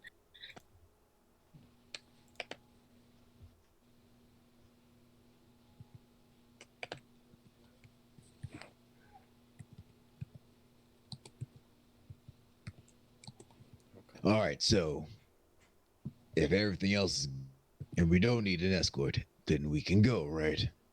Yeah. If All you- right. Okay, let me walk you to the front. And as they begin to like pull your carriage out of the line, begin taking you up front, you hear so many people just yelling curse words at you. Like, Yeah. You're not gonna do anything about it, though. as they take you to the front of the line, you see you're kind of partially taken up to other guards, and you see as the guards hand you off, they just begin walking back the line, and you hear so many people just yelling at curse words at them, saying, "You motherfucker! You letting them ahead of me?"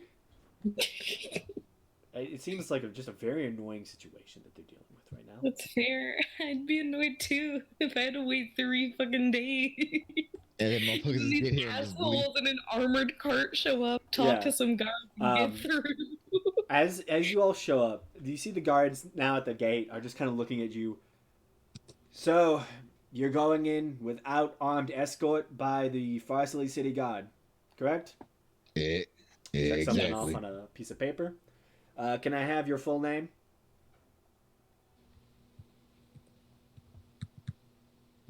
Well, my name is Seer. Gamesh. Here, Ganesh. Kind of looks to the, goes up to the rest of the cart, kind of looks in through the window. I need all of your names.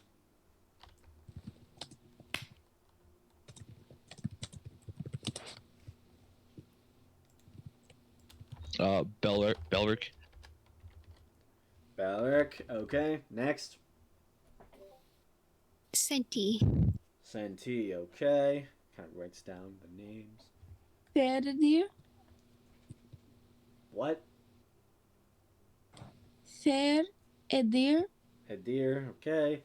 A deer. If you wrote a deer, I'm gonna lose my mind.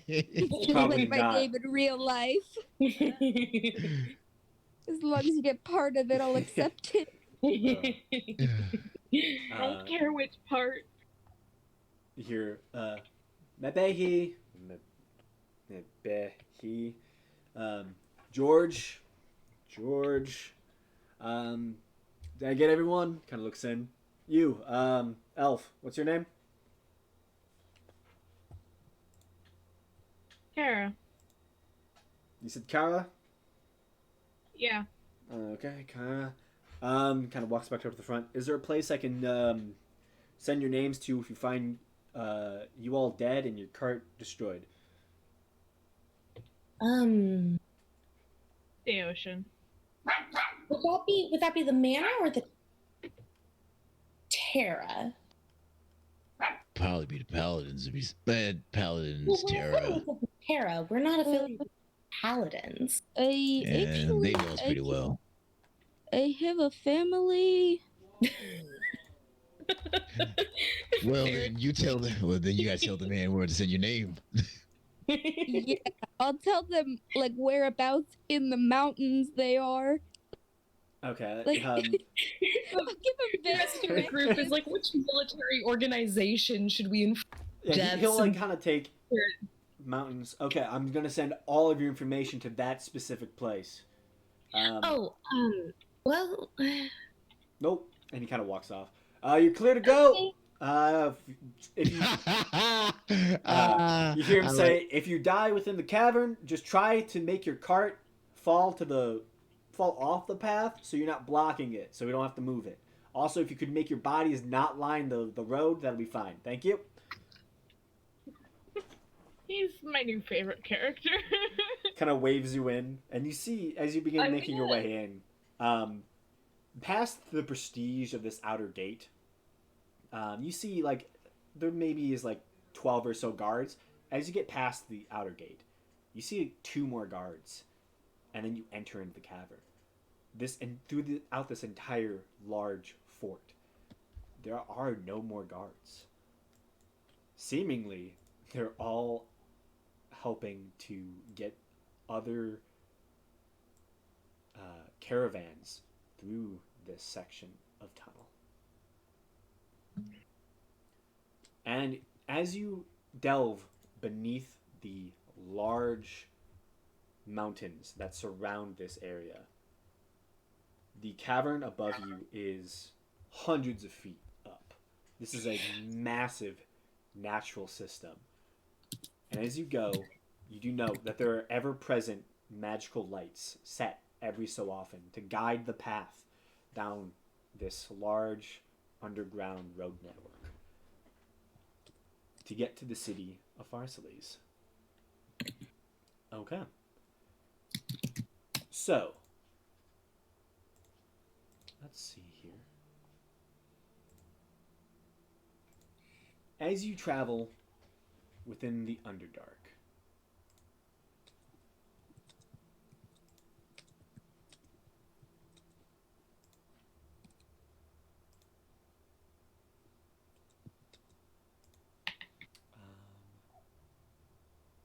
okay.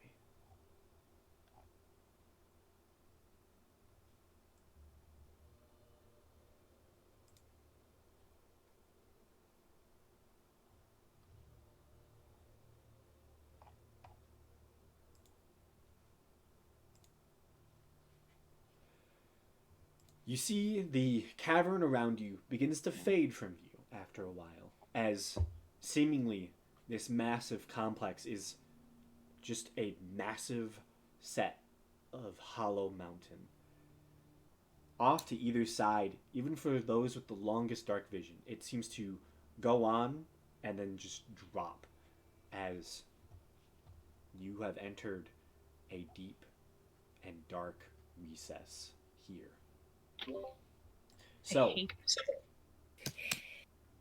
how are you traveling? Are you trying to travel stealthily as much as you can, or are you just trying to get through it? We should probably do stealth. Yeah, we don't want to fight unless we have to. Yeah. Yeah. That's up. Yeah. Why not? Why not? Okay. Let's go for stealth. Reining the horses in close, you all just attempt to quietly, no talking, just get through this space. Okay.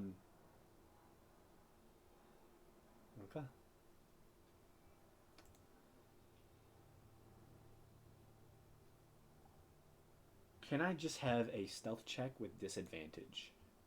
As this is a carriage that you're all trying to stealth within. And it's not the easiest thing to do. Is it everyone, or is this like this will just be a single stealth check. If any of you have anything that can help with a stealth check for the whole group, that would be ideal at this moment. Am rogue. That's my big. That's my big card. Am rogue. Well, this is just a normal check. No, I know. I have a +12 to stealth. Yeah. It's not yeah, but it has to apply to everyone else, though. Yeah, this is not your modifier. Yeah. This is just 2 d20 rolls. Ah. Plus the horse's dex. Oh no. Yeah, I don't have not a thing for this.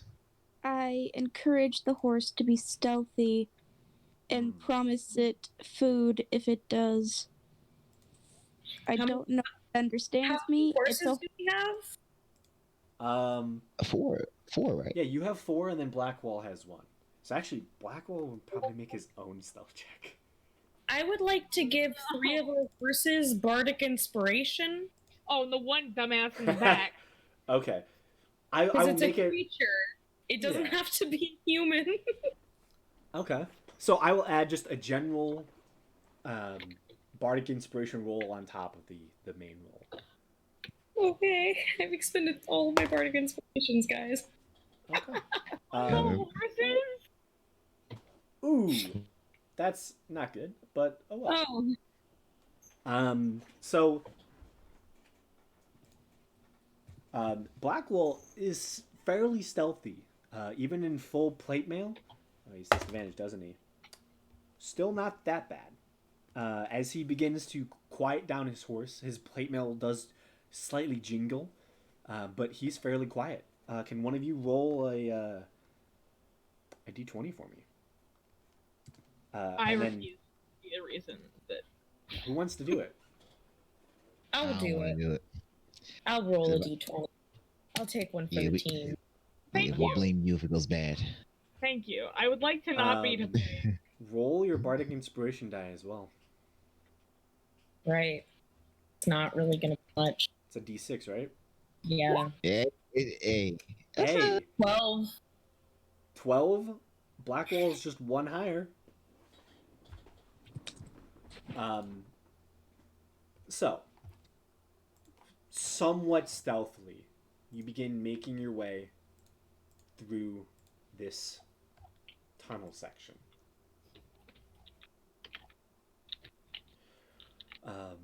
And you do see evidence of many carts and carriages coming through here.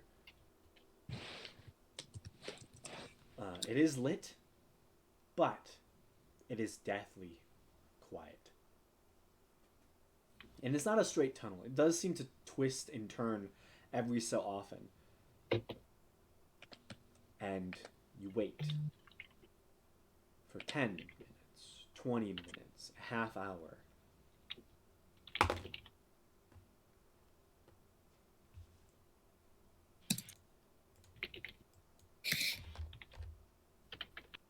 An hour. And it's just quiet. All you hear is the soft sounds of your carriage moving along, trying as best as you can to keep your horses quiet. And for the most part, it's not terrible. Okay.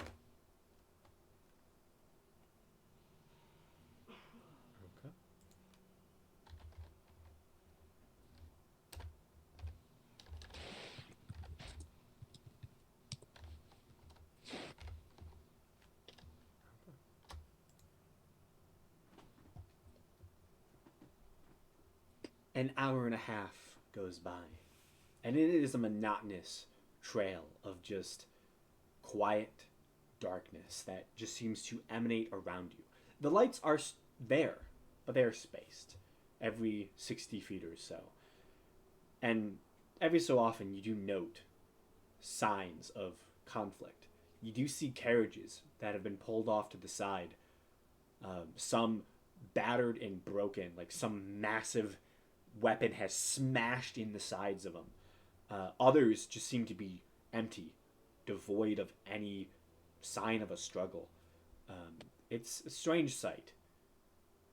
But eventually, light comes from the end of the tunnel, and it does open up.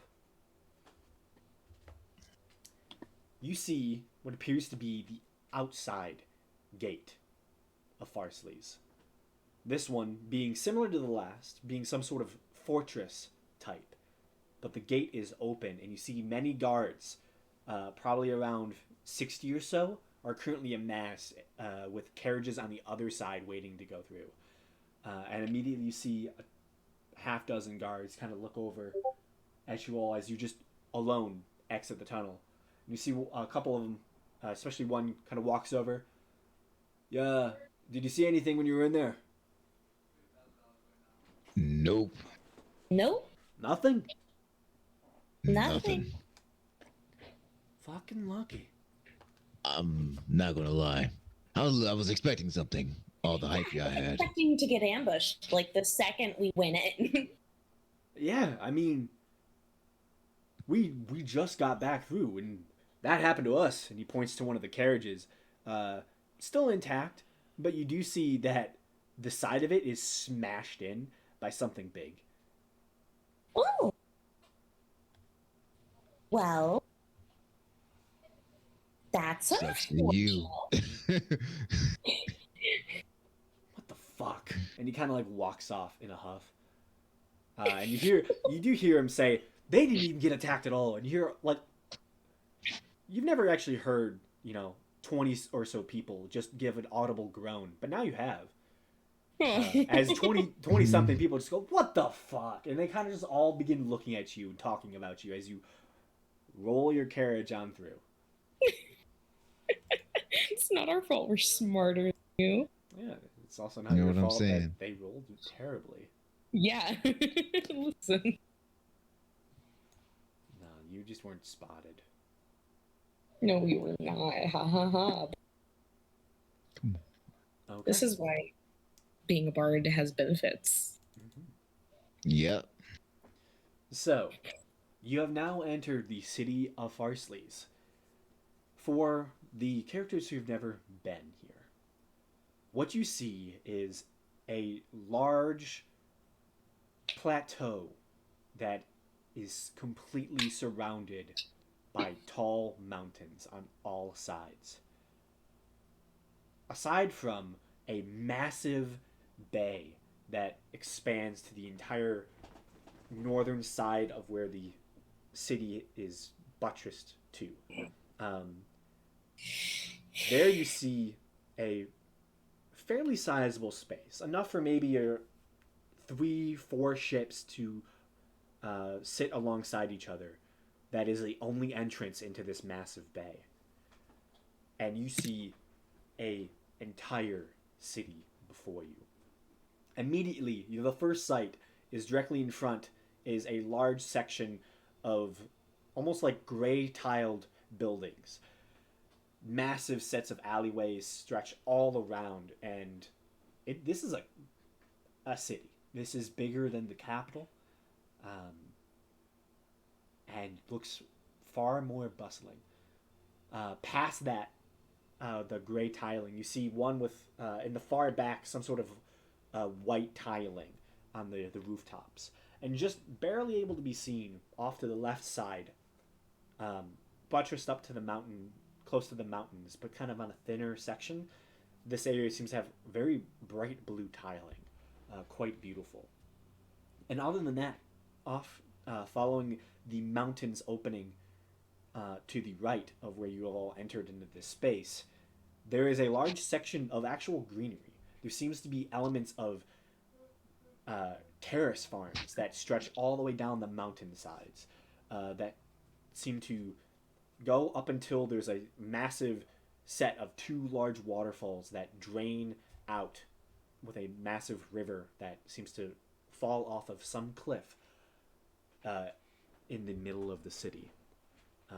And then in the far, far back corner of the mountains, you see a massive stone, what looks to be some sort of cemetery far off in the distance, in the very back corner, next to the white quarter of the city. But standing before you is the massive city of Farsleys, a bustling metropolis filled with opportunities and dangers. How are you all proceeding?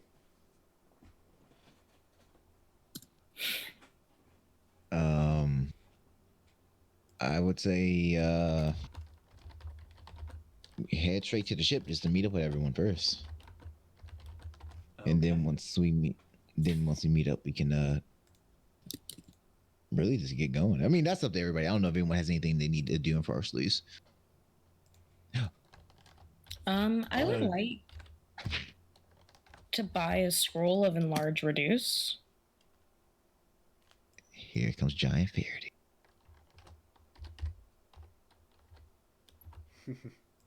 Okay, where are you going to buy a scroll of enlarge and reduce? Like, Do you know of any places? I don't remember any off the top of my head. Let's see what my notes has. Notesy. That's Dark Crown Forest Leads. We have probably wanna. I don't think we actually have any specific stores, but you would want to go probably to the Blue Quarter District. Yeah. So the city is, for the people who don't know, the city's in 4 different districts. The Blue Quarter is the more rich district, affluent. It also contains the palace of the lords of, the Lord of Farsleys, as well as the Blue Quarter, which is just that's what it's called. Then you have the Gray Quarter, which is the middle class district of the city. It's the direct center of everything, and kind of contains most of the mercantile aspects of the city. The White Quarter is the more lower class. The closer you are to the White Quarter's mountain edge, the poorer it does seem to be. And then the Green Quarter, which is the farming district, typically not accessed by many of the people within the city itself. It's just a factor of the city that a lot of the plateau cliffside is made out to terrace farms to keep the city sustained.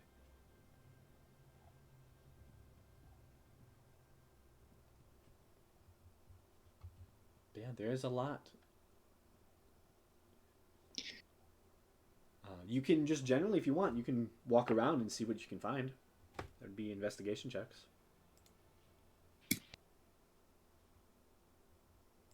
Yeah, I guess I'll look around, see if I find any magic. Okay. I'll follow here. Honestly, while they're doing that, I'll go check on the ship, see if it's Okay. in the dock. Sounds good. So you head down to the Cobalt Wharf as the rest of you explore. Make investigation checks for the people exploring. Siokia will follow Gamesh if she hears that he's going. Could I give Seer advantage? Oh, am I vanish? Sure. Yeah, if you wanted to. Cool. Yes, Siokia, you can head down. Nice. You can head down with Gamesh down to the Cobalt Wharf. Vanish did not matter. Okay. Investigating the city, you do find a place you've actually been to before. The Craven Apothecary was a place of interest last time you were here, and you remembered it actually as you began searching. But you also find, with that investigation check, there is another place that does perk your interest. There is a place in the Blue Quarter that is a sort of nobleman's magic shop.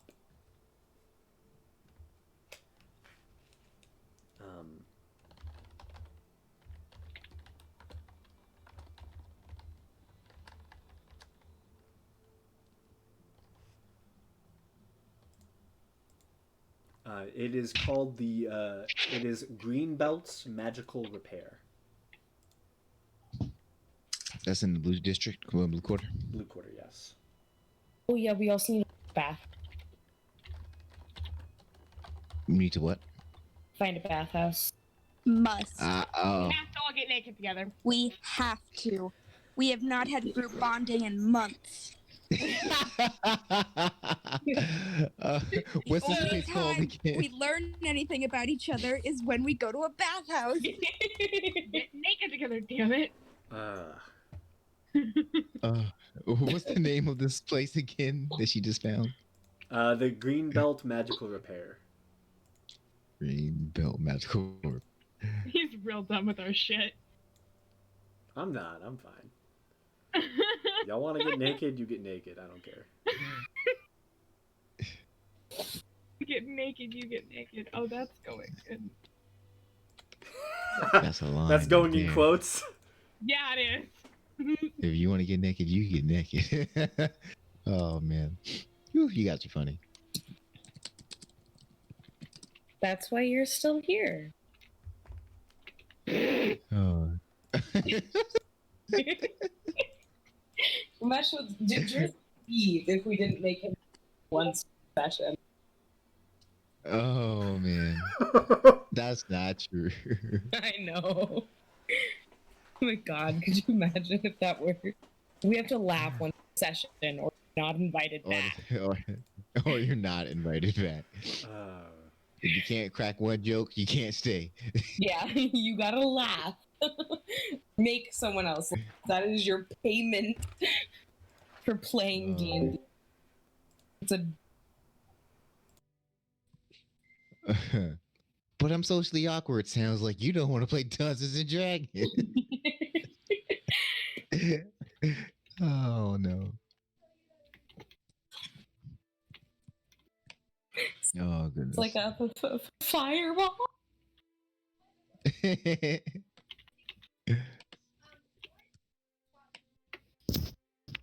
Oh goodness. Oh, and we want to investigate us um uh what's his name? I'll find it. I'll find it. Dalton. We want to investigate his business, don't we? Oh shit! Yeah, we do. Thank you for having half a brain. I was like, there's something else in Farsley's. We've got like 4 brain cells in the party. Seer has most of them all the time. Occasionally, Gamesh gets one. Yeah, and then Chris just takes his damn notes.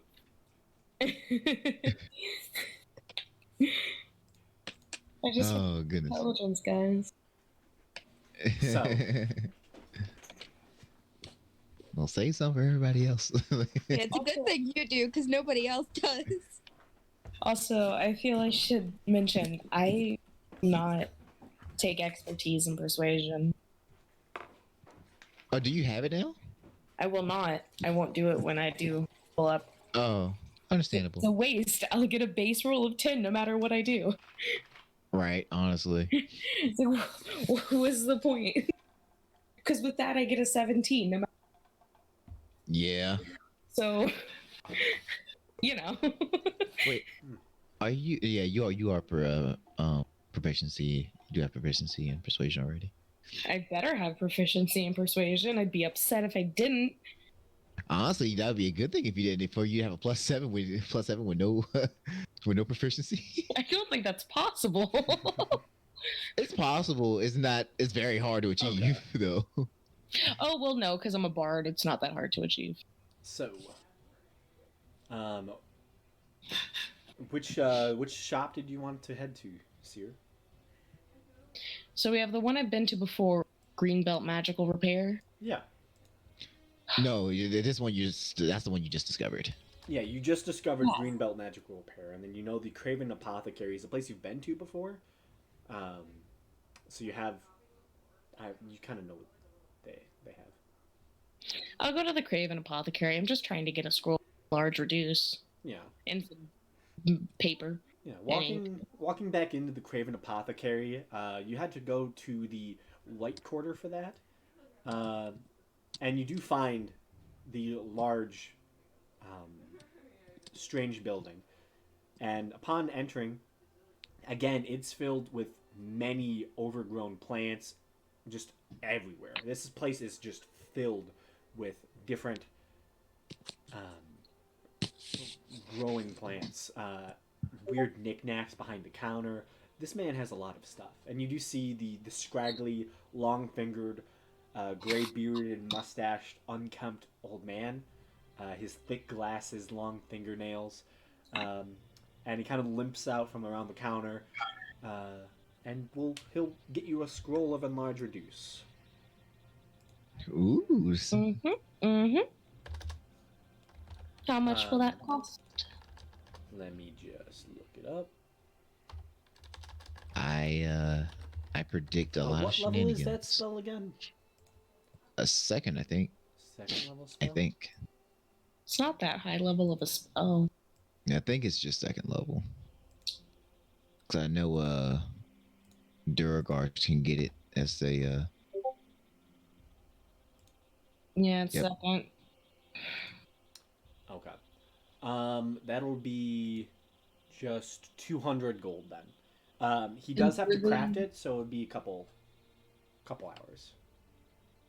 And the paper and ink to write it into my spell book.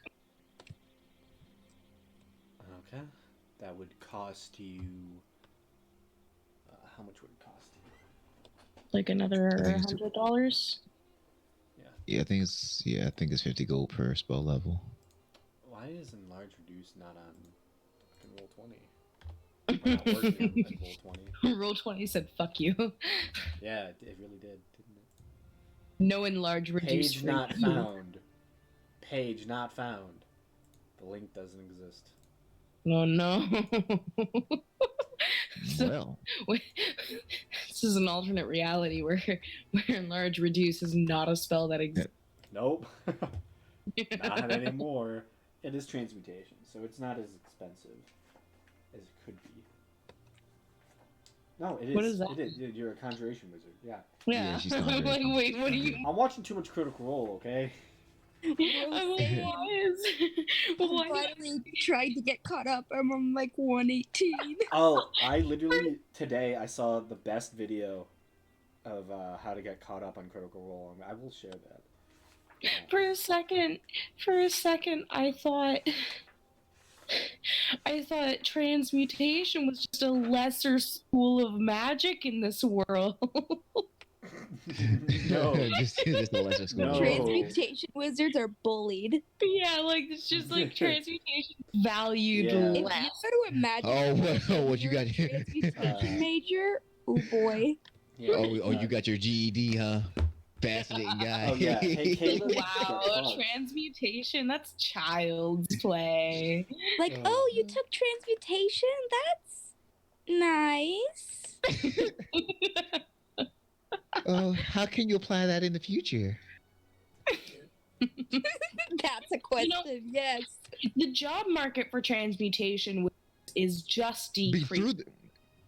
But theoretically, like in terms of productivity, that would probably be the most expensive So one. 100 gold and 4 hours to complete. Yeah. So I pay 300 total for the scroll and the paper and the ink.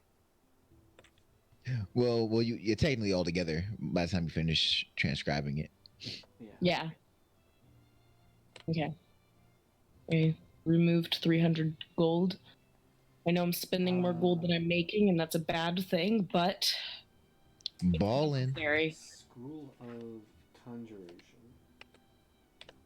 It ain't tricking if you got I it. need to get enlarge reduce. Think it's a Okay. spell that I. It's actually it's only 250 because as a conjuration. No, it is 300. I keep. For what? You're mad? I'm telling you, transmute. Listen, transmutation. Who cares? This place, this cavern place, I forget exactly. Transmutation, Craven? smamutation. Yeah, this Craven hates transmutation. They're like, ugh, fuck transmutation. I'll give you a discount. No one ever buys transmutation scroll. I need no to one ever buys wants it. to sit at the table with the transmutation majors. They're Kid. annoying. like get out of my shop as soon as fucking possible, please. Yeah, he does question you. Like, Philosophy majors. yeah, It's transmutation. he does question you. Like, are you really a transmutation wizard? No, I'm conjuration. Thank God. And he slams his scroll onto the counter. Whoa. Okay, buddy. That'll be All right 100 there, Belle. gold. Yes, here you go. And I hand off 100. His long fingernails just like scrape along the counter as he grabs the gold towards himself. It'll be 4 hours. That sounds completely fair. I'll get on. Oh, And he kind of turns around and begins limping up to the back to go work on his scroll. Okay. And you do see This some sort guy. of familiar flies to the front of the store and flips the open sign to closed. There's just a transmutation wizard in the back, like, oh. So Sorry. you are Sorry, able to do that. into your goldogram. You're fine. Meanwhile, Ganesh and Siokia head down to the docks. It's only you two, correct? Correct. I suppose so. Okay. Heading down through the middle of the city, you head through one of the more major intersections. You bypass one of the main features of Farsleys, which is the Peleos Crane, a large elevator that brings up goods from the docks that are below the cliffside. And there you are able to make your way down the stairs towards the Cobalt Wharf. Essentially, At the edge of Farsleys is a 100-foot cliff down into the sea, but they have built out and carved out a large section of docks so that ships can come and go, bring their materials up to the crane, and for it to be elevated up to the top. And this is not a small crane. It's massive. It's a 50-foot long plinth of solid wood that is raised up and down every day. Constantly. And it is an impressive feature as you begin making your way down the long set of staircase to the Kobold Wharf. And there you can also see that the city has been carved out from underneath partially as well. Specific spots, however. Up near the far side of the docks, up on the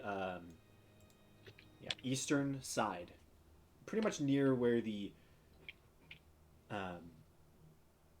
not the eastern side, the western side of the docks, up near the mountains there, near where it reaches the White Quarter, dug underneath is a large, what looks to be castle with a massive secluded section of wharf where there seems to be more military ships there, and you do see many of these military ships are slowly floating, seemingly anchored in protective positions to secure this section. You see at the mouth of the bay a large, almost white pearlescent fortress is built, and extending from one side and partially extending out of the water of the other side is what seems to be a massive white chain, incredibly heavy looking, as you can see it from the city itself. This thing must be as big as a ship, and currently it is mostly submerged under the water. Just the ends of it seem to show itself on the strange fortress at the very exit of the city. But other than that, this wharf is filled with many ships. Gamesh, can you make an investigation check to try and find the spice rack? Yes, for everyone that hasn't heard, that is the name of our ship. Yes. Oh, goodness gracious. Come on. Why does everything have to do this? Okay, it's just a +1. I know what it is. 17. Okay. It's not too difficult. You do recognize the ship once you see it. Currently, it's actually parked closer to the Peleos crane than it's ever really been. And walking around that area, you see many of these ships unloading cargo at rapid speeds, and then almost immediately filling back up and taking off. This is a very busy port city, and a lot of the cargo here, this is a main stop of a lot of it. You do see the spice rack currently docked a little bit off, and immediately you do see that there is a few individuals stood out front of it. You recognize them. The first one you see is Quinth Hornigal. The young noble man, currently dressed in his mage robe. His hair is currently slicked back slightly, and he has seen some sun. He is more tan than he used to be. He's probably been still working with the ship and doing his thing. He's having next to him is another one of your crew members that you recognize.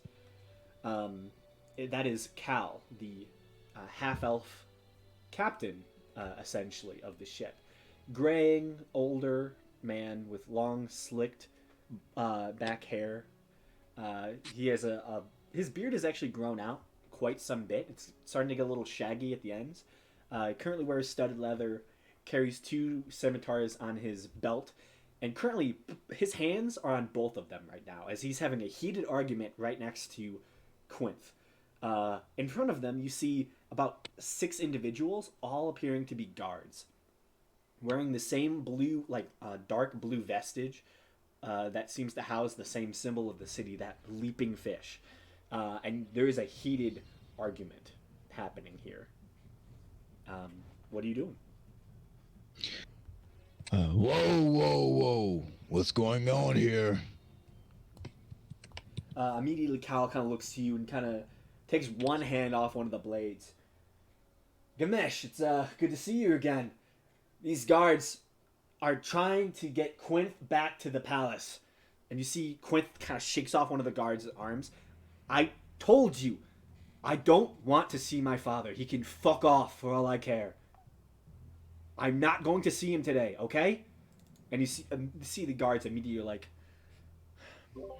Oh, Quinth, God damn it. please come with us. Your father wants to see you right now. Does this mean I get to kill someone? No. Immediately you see Cal kind of like looks at you, not recognizing you. Actually, not recognizing you. I mean, he might.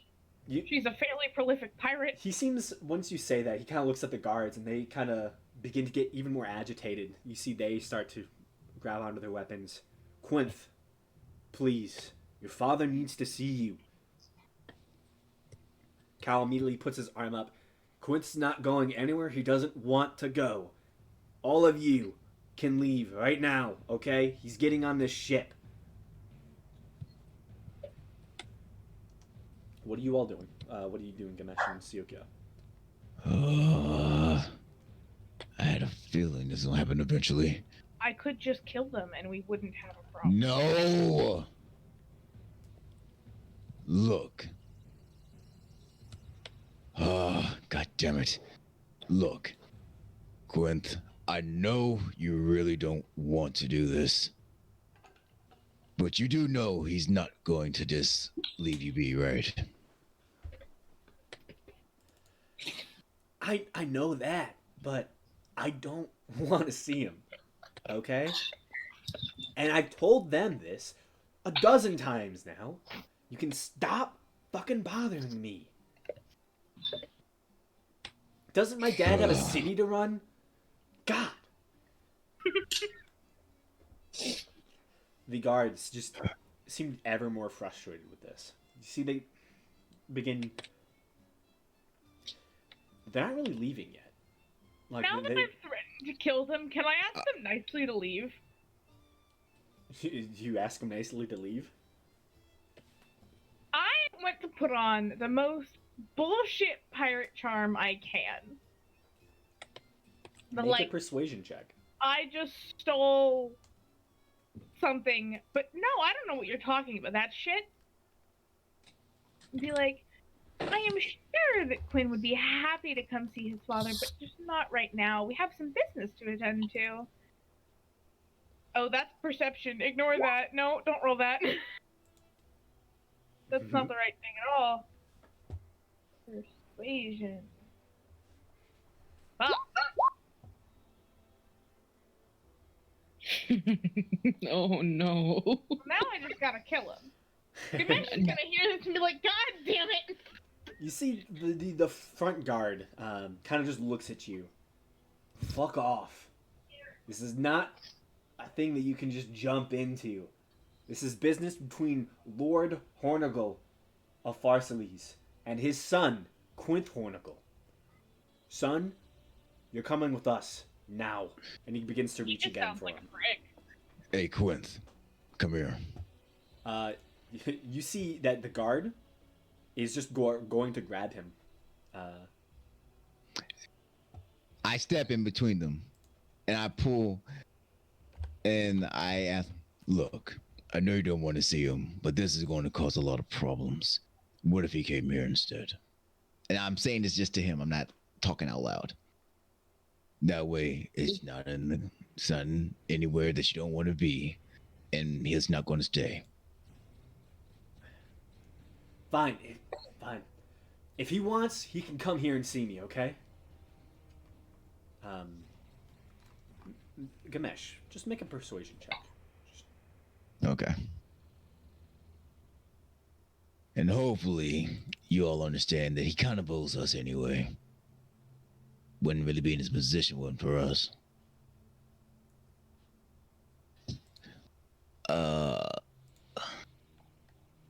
Come on, persuasion.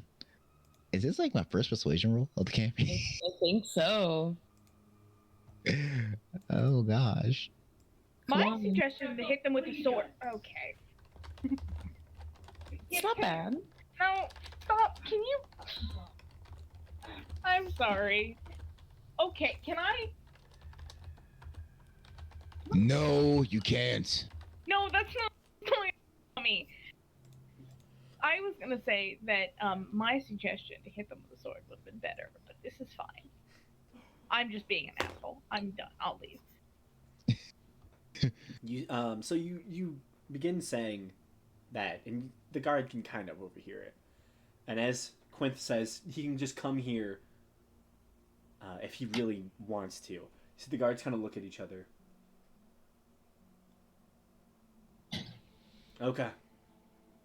We'll be back. And they kind of begin to walk off. Immediately you see Cal, who's kind of been stepping in front of Quint the whole time, kind of loosens himself, takes one of his hands off his short scimitar on the side, just breathes a sigh of just annoyance, just fucking thank you. Yeah. I was worried what I was gonna head to. Yeah, we don't need to go to war with the city right now.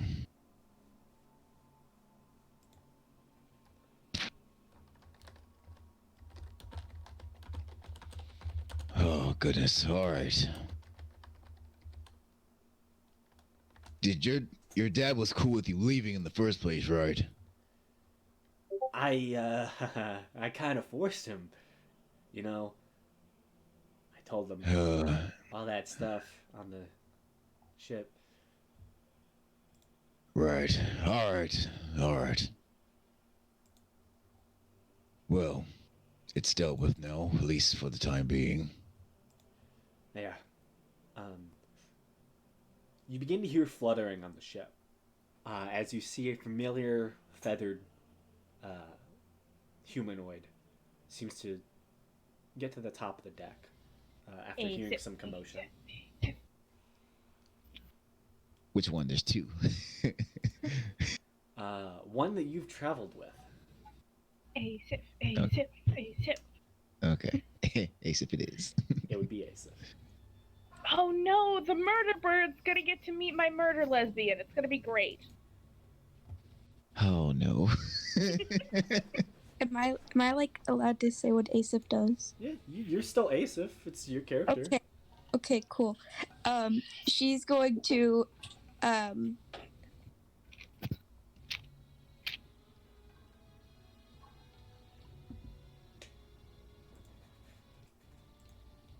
sorry, my sister was being rude.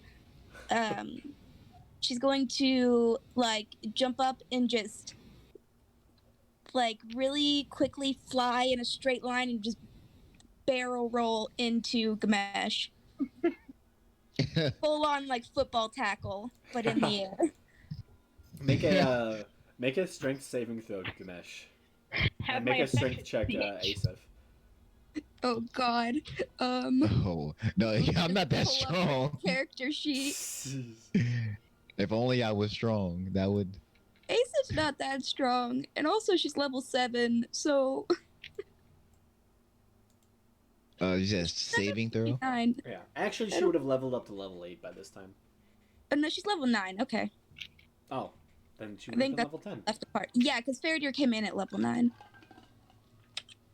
My Oh is a man. nice 0. What am I rolling? A check? Yeah. Oh, I rolled good. Yeah, Oh, you didn't mean to do that as 50, but yeah, it's that's fine. Asif. Yeah, it's the same modifier. Yeah. So you slam into Gamesh. Gamesh is a sturdy orc, though, and he doesn't go down. Instead, he just embraces you, as he kind of is just able to catch your weight. Been a while. Hell yeah, it has. How you guys doing? Excitement here and there. You How hear you guys been doing? Uh, pretty good, you know. I've Mom. I've taught my brother how to do a couple cool things on the water, like swinging from the ropes while we're in a storm. That's fun. You hear some flapping as he lands next to you all and goes, "Yeah, she actually taught me how to ski on the water. It's very dangerous, but it's fun." Well, at least you learned Good something. time. Yeah. Hey, can't complain then. Where's Karn? He's with the paladins now. Oh, Oh, cool. Big mountain guy. You didn't meet him. You didn't want to meet him. Yeah, they didn't end on the best terms. He tried to kill me. oh, he's a bitch. He is. Gamesh doesn't even hop in that one. Anyway, who are all these people? It's a This is Theokia. She's a recent traveling companion.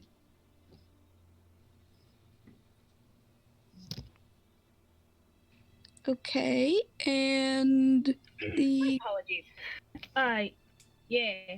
I joined him back at some tiny ass dwarven town. I'm real glad to be back on the ocean.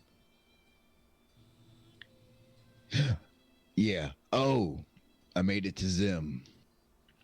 cool. Did you like see your family and whatever? Like that? What'd you do there? My family's in Bastion, so that is still kind of another thing I need to do. But no, Well, apparently that's a lapse in my memory there. Yeah, I'm used to that. No, apparently I inherit the power of the guardian of the portal that leads to the elemental plane of Earth. Sick. Not really. It's a lot of responsibility that I didn't really want. Does that make you But- like a demigod? No, but I met a god. Whoa, same. Oh. Yeah, we'll have a lot of time to catch up on the water. Everyone else is in the city right now doing shopping, I think. Yeah, they're looking for some scrolls or something. I don't know. The smart lady was talking. I didn't understand a word of it. Oh, see her? Yeah. Yeah. Oh, I'm so excited to see her again. She's cool. She's fucking terrifying. Yeah. She's cool. Yeah. There's a smile on her. Yeah. Friendship. My friend's terrifying. Okay. All right. What a flex. Right. So, the two of you are able to introduce yourselves. Well, especially introduce Siokia to the rest of the crew. Zeed's there, Quint's there, Cal's there. All of them take interest in hearing about what you've done so far, and they do say, like, especially Cal, most of the crew is out right now. They should be back sometime soon. I try to give them leeway whenever we're in a decent port. Understandable. If Asif will, like, tangent with Siokia about just, like, ship and ocean, she will gladly go tangent. Yeah. Yeah. Oh yeah. I mean, I'm most really of the glad people that there the murder seem bird very. and the murder lesbian are off on good feet. Boat. Good. Boats are good. Okay. Never go wrong with a good boat. Hell yeah. So. Everyone needs a boat in their life. Yeah. So Seer, you finish with your task. Yeah. Nice. Senti, Belric, what are you two doing? Were you just following Seer, or?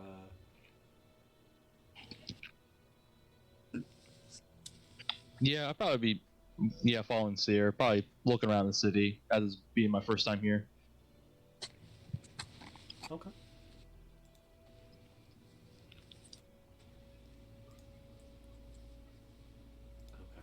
Are you looking for anything in particular, or just like checking it out, walking around? Yeah, I'm just checking it out.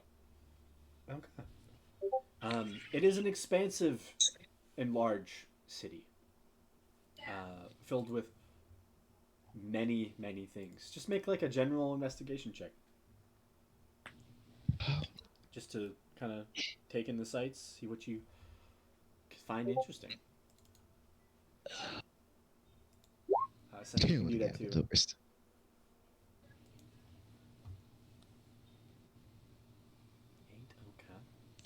Okay. Just generally looking around, the things that catch your interest are not really the buildings. There's a lot to take, but really the people. This is the most different peoples you've seen, and walking around the place, you again like see the beautiful pearl fortress on the very edge of the bay. You see off in the distance, away from the entranceway, you can actually see the palace.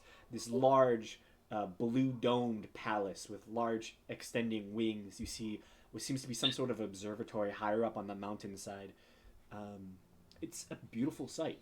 But you also see certain creatures that actually remind you of home a little bit.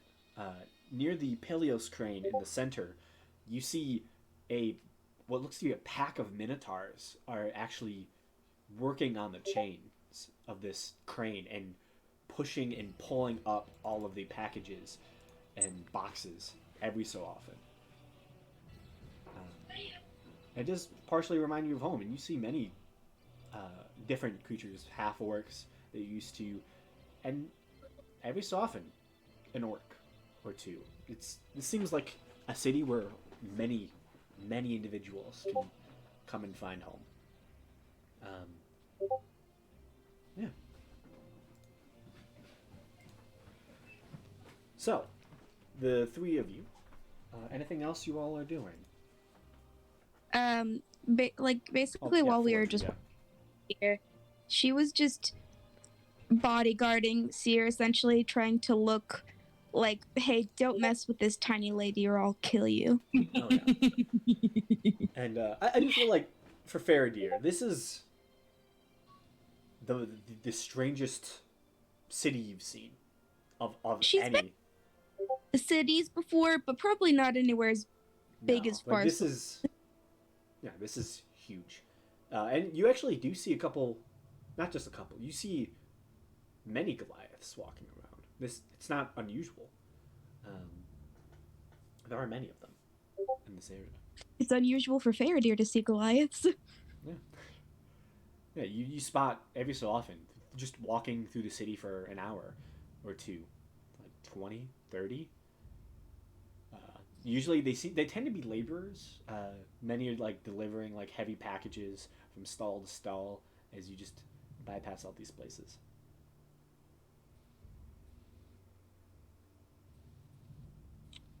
Cool. Yeah.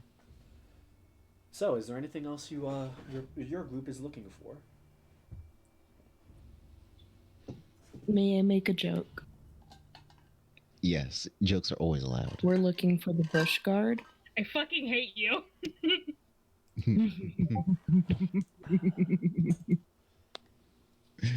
Graham, we figured out Senti's special tag. Yeah, we have. Yes. No. The bush guard. The spooky moss mystery has been uncovered to be the bush guard.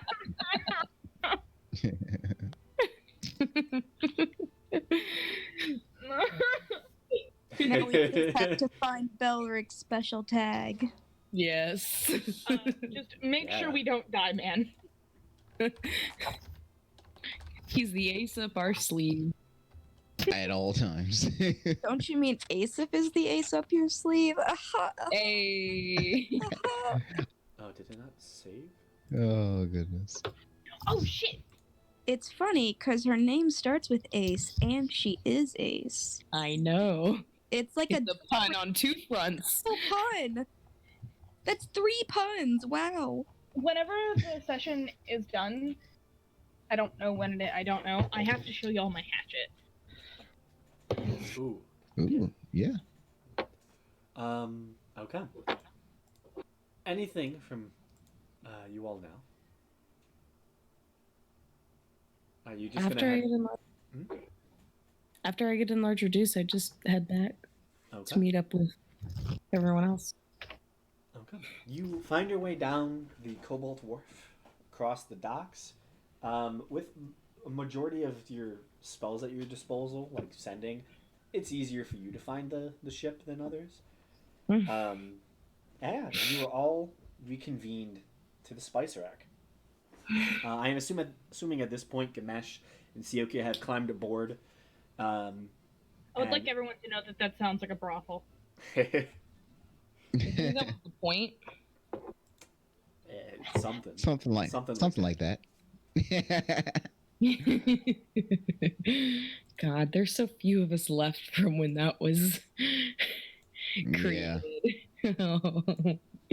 We might as well just make a whole new name, so a whole new group. A bygone era. I mean, there's still a We decent should amount definitely of get a different group name. Yeah, we need a different group name. Maybe our One group that's name. actually good. Our Yeah. new group name could be fucking Bushguard. No. It really could be. So, But that only applies to one of us. And what if she leaves? What if she the ship? dies? We all become Bush. we all multi-class into druid. Oh, look at this throwback map. It's not that Wow. much of a Oh, throwback. man. Oh God. It's got Oh, Ace and Karn on Bastion. it. It Oh, does? shit. Yeah. Well, I mean, Asaph is there, but Karn is not. I know, but Yeet, yeet. yeah, great. He has been yeeted. Hell yeah. Man, Oh, I love my baby. throwbacks. I'm assuming we're all on the Throwbacks. boat now. Wait, Yeah, who you is all- this? Cool. Which one? That was. That's Aslan. Yeah. Okay. I was like, who are you? Yeah, that's your, What do you have a sword? That's just the token I used. Who are you? Why do you have a sword? Are you gonna kill me? I just had a fantastic idea. That I mean, what else are swords for? Never do. Making women look hot. Fair. I give that. That is the main purpose of a sword. What is this on me? What do I have? A potion. Hmm? I have a potion tag. Oh, I don't know. Actually, I'm just going to eliminate all of your current tokens. Because they're not good. They suck. Wow, I'm sorry. It's been so Okay. long missing them. Oops. I No, used they're just not Photoshop and updated. everything. They're just not updated. All your characters fucking suck. Like, Yeah, all your characters suck. They all die. You take... Back everyone my takes specialized 20... custom orders. Everyone takes 20d20 damage. A rock comes and picks up our ship. what kind of damage is this? I'm resistant. It's Armageddon damage. Don't worry about it. Rocks fall, everyone dies. This is damage no one has Damn it, baby. resistance to damage. So This is fuck you guys damage. That's what it is. this is your character suck and I hate you all damage. But so as a part of the process, the carriage is brought down the Peleos crane for you to lift it onto your ship, like you did the first time. Gotcha. So that is a thing. So you're like over the process of this, you do bring the carriage down. And I actually have to find something. Wait, can y'all see the numbers on my health bar? No. Oh, okay. No. I'm trying to figure out how to do something that's already been done. Good. Yeah. Yeah. You can't see any of the numbers. You just see like the vague how much health you have. No, I know. Where is- Because on mine, I could see the numbers, and I was like, oh, how do I get it to be empty like everyone else's? It automatically does that. You very, very smart person. Where is Asif? I must say hello to my bird. Asif is everywhere, nowhere. Asif is standing somewhere talking to Siokia about boat and ocean. Yeah. She's right next to Siokia. Where would we be? We would be out of the way, so maybe not in the way of the stairs. Actually, I think all of you would be up on the top deck, just so you all can be very easily, like, accessible to have discussions. Here, perhaps? And, I am sitting on this pole.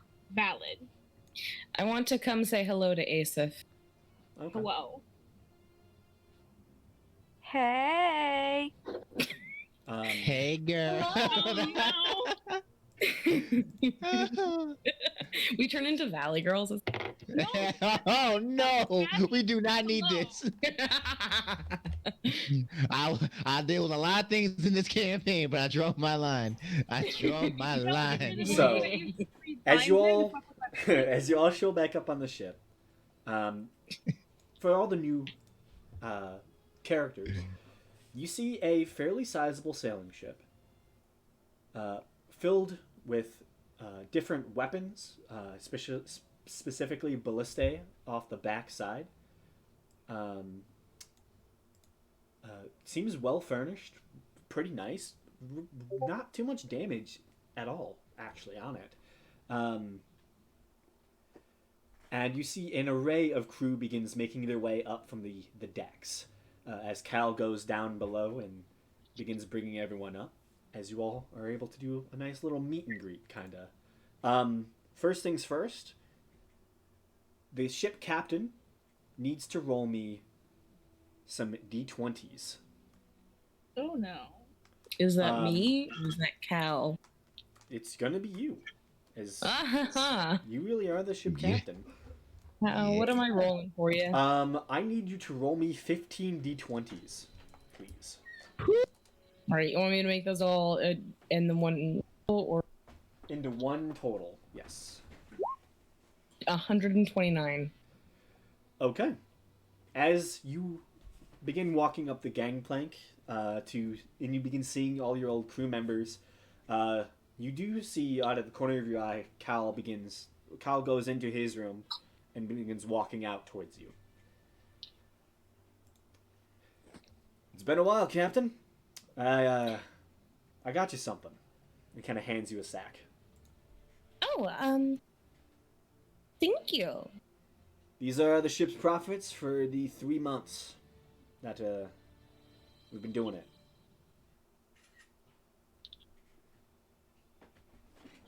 Well, that's good. That's good. That's good. Thank No problem. The crew's pay is already done.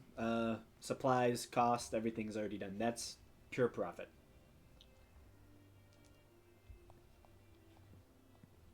All right. Just so you know, a little. I did hire a new crew member, as we wanted a spare bosun just in case. So we did hire another bosun while we were out near Alden Ridge. But I'm sure you'll meet them soon. I'm trying to get everyone together so we can introduce all y'all again. There's a Oh, lot I of you. look forward to it. Okay. So that's 129 gold. Yes, it's 129 gold for you. All right, I'm adding that to our group fund, and I will send the new total we have in there in Discord. Getting us a little bit out of debt every day. It takes some time. Decent amount. Look at that. So yeah, you all are able to regroup, and introductions begin to go underway. So if I can have all of you line yourselves up to the top of the ship, like this area of the ship, just so I can easily show all the different tokens, because there's a lot of characters for the ship. Yeah, there is. It's a little crowded. Yeah, it is. 2 Georges. Do we do Double we? George. Oh no, we do. Goodbye, George. Multiplying. You know what? George, get back in the box. I don't wait, need 2 of you. Wait, hold up. George is right there. A large green dragon swoops up and takes him away. Boom. Oh no. Oh no, Rashomon, stop! Dead! Oh no, an assassin. Rip. This is her little brother. A dead werewolf shows up. Oh no. A dead werewolf, just a You material. thought we were our son, fuckers! And like, no. All of our past play. We just throw him into the ocean. It's like, it's fine. Ethan picks him up and shucks him into the ocean. Oh goodness. So, as you all begin lining up, oh, I realized I can do this now that I actually know how to do it.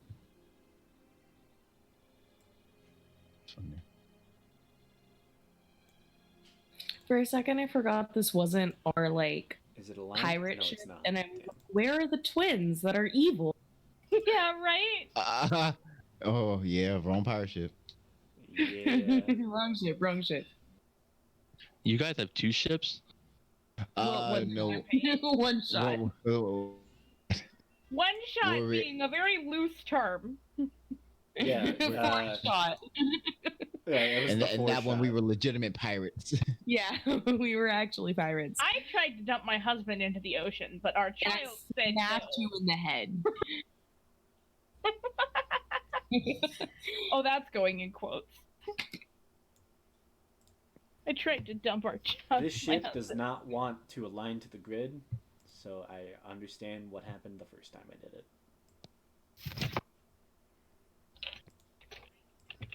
Why would it align, Graham? Why would it be easy? I don't know. One day, maybe one day. How dare you say Oh gosh. Whoa, Okay. whoa. No, Wait, So no, much happened. Liz So is much happened dead. so fast. I'm fine, I fell off my Oh goodness. Dumbass. All right, I'm glad you're okay. I'm like, oh no, she died. This is not good. We already started planning the funeral. I still peeked at is there a meat free option? I can't believe that just happened. You're a dumbass and I love you.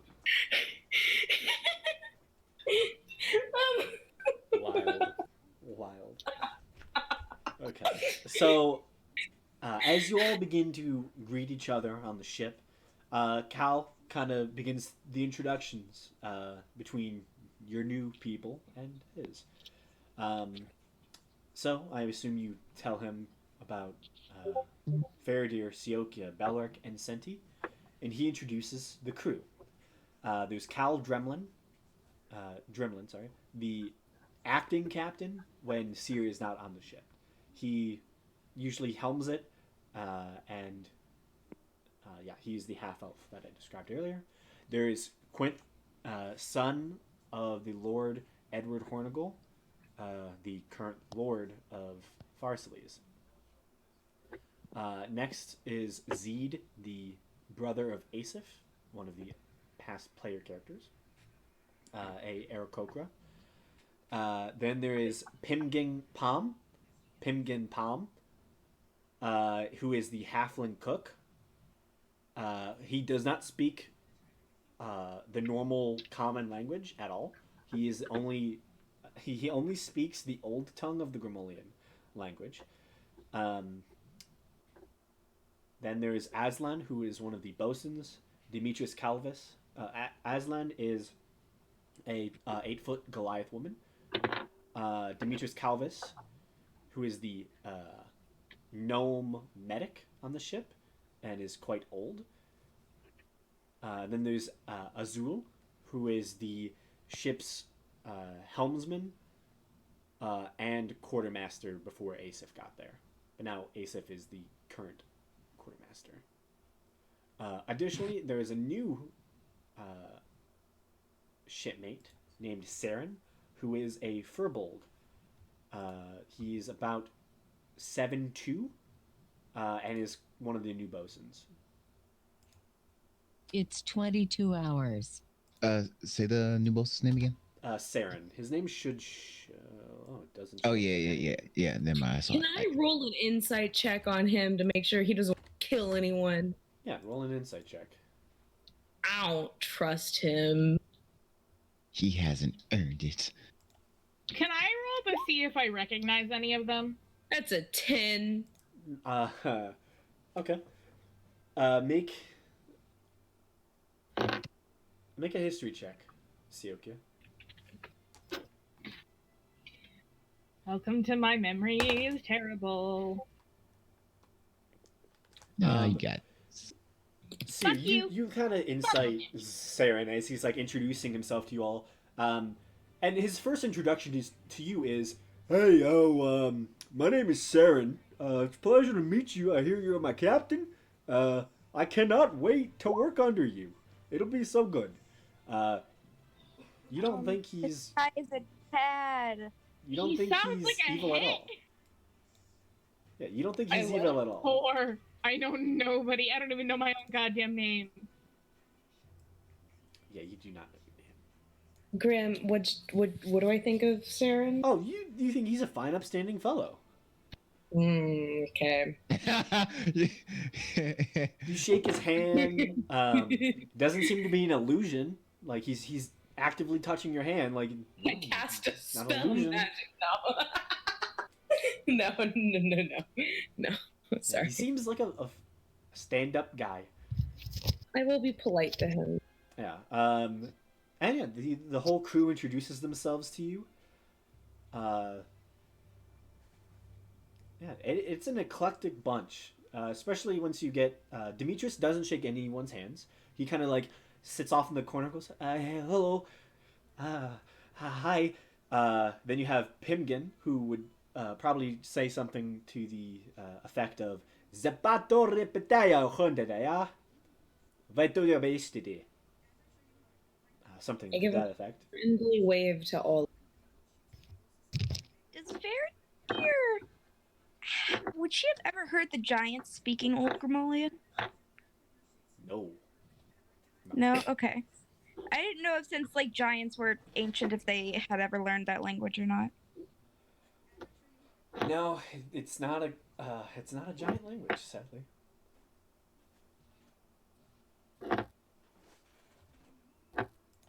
But yeah. One of these, I'll make a character that also learn what's going on with this guy. One day, maybe. One day. I'll be like, well, if Seer dies, I'll. So, as Cal introduces his crew, he'll take some time to learn all of the new crew's names,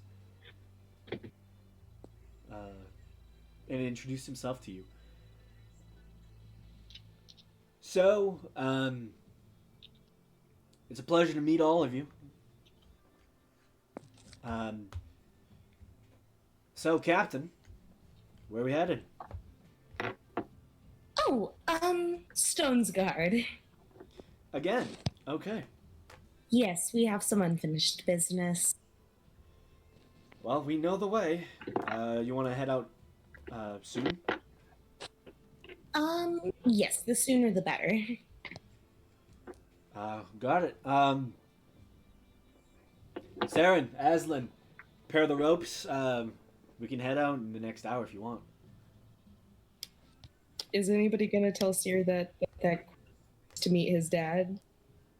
Or am I just gonna be right. like, let's leave?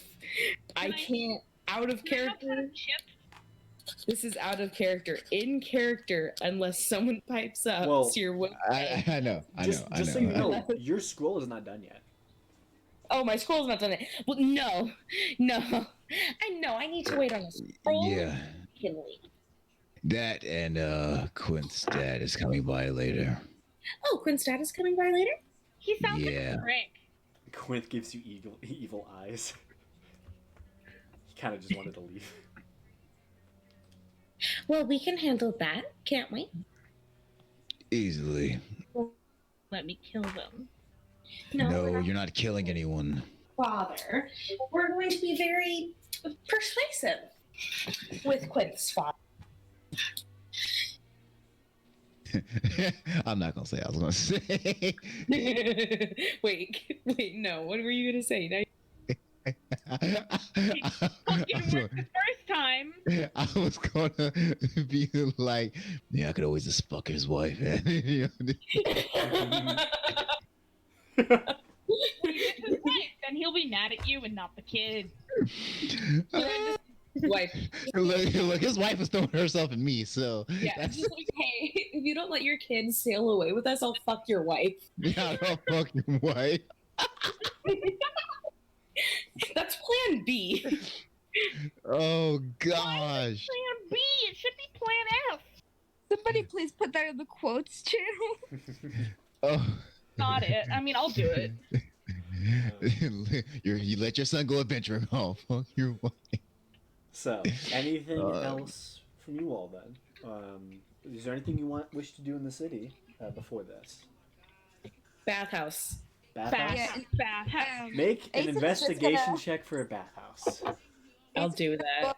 Here and be like, so are you guys doing what I think you're doing? Well, what do you think we're doing? I'm gonna look at Blackwell. Like Blackwell. Yeah, we're doing Blackwell. what you think we're doing. Blackwell. Is his Blackwell. name. Look at Blackwell. I'm gonna call him Blackwell on purpose just because Asif wants to piss him off. Yeah, we're doing what you think we're doing. Not my idea, but Yeah, I think I'm gonna sit that one out. I really don't want to be pet again. yeah, Who fucking pet you? I don't blame you. We're But going that to kill was her, if that's any consolation. Yeah, chill. Ooh, We're going to try to kill her. For sure. you should totally bring me one of the snakes. I will Your bring you audio just got. It sounds like your dog is rolling all over. Oh, it's. I'm sorry. No, you're fine. Is it any better? Yeah. If I get the chance Okay. to cut one of her snakes off, I will bring it to you. Nice. I'm sorry. Is Asif a dude, bro? Yeah, I love. she always has been. Her. I love her. Who doesn't? I mean, hey, she even befriended Seer, so Many people don't love Asif. My token is the one stupid. Namely, all the people she's, killed the families of. but they deserve it. It's fine. You know? Putting a handstand on the deck. It's fine. So, you all begin to search for a bathhouse then. Am I making that roll like just flat out, or is someone gonna help me? You can make it with advantage. All of you want to find a bathhouse. You can make it with advantage. An 18 to find the bathhouse. 18. Are we inviting the whole? Are we inviting the whole crew? No, just Asif. Okay. I was like, is this what is about to be George today? does say, "I'll sit this one out." Hell yeah, naked bird time. Hell yeah.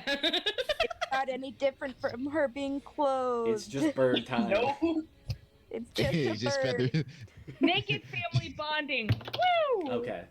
So, as the crew begins to ready themselves for a journey soon, sometime, you all leave to go find some type of bathhouse. Asking around, there are two locations you're pointed to. The first one is the Azure Arch Spa. located within the gray quarter of the city. It is by far the most popular bathhouse in the city, as it is used by most of the common people as a good source of bathing, relaxation, and just general time use.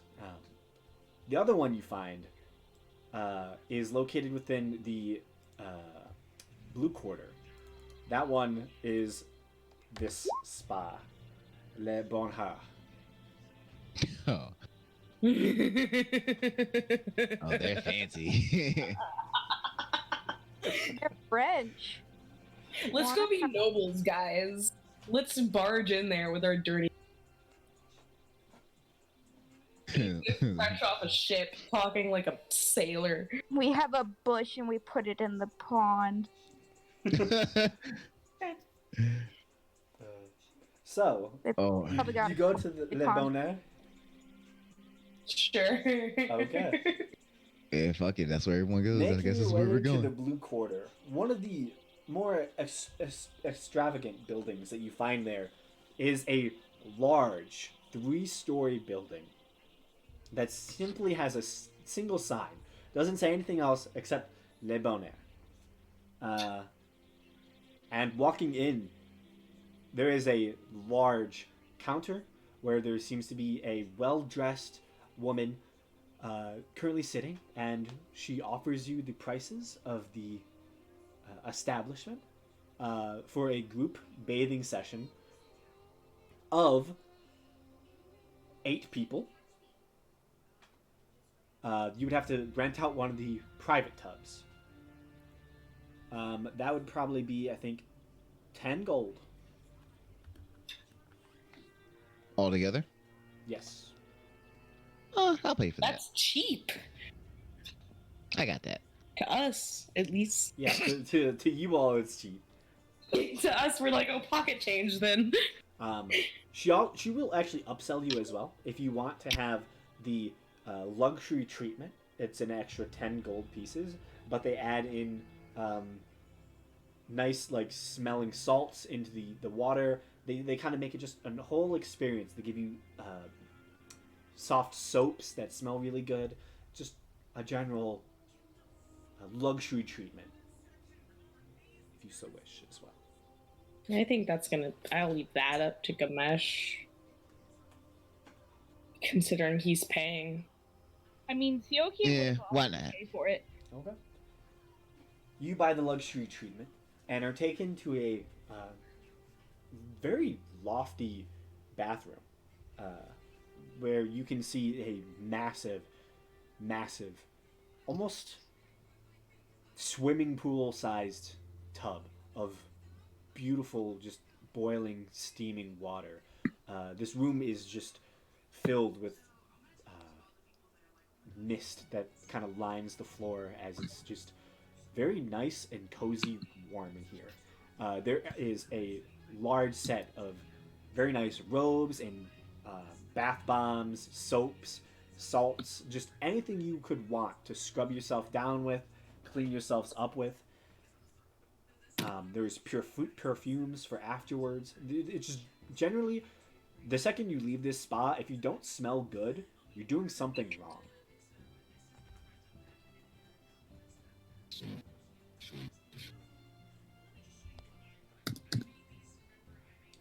So, Very nice.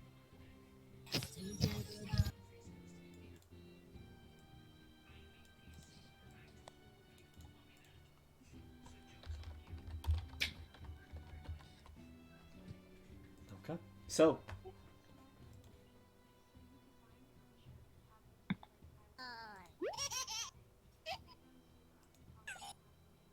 The fuck? Liz, you good? Hello? so you all, I assume, begin to soak. Yeah. Yeah. Get the money's worth out of here. Let's soak. Any shenanigans happen while you're in the bathhouse? Don't say it like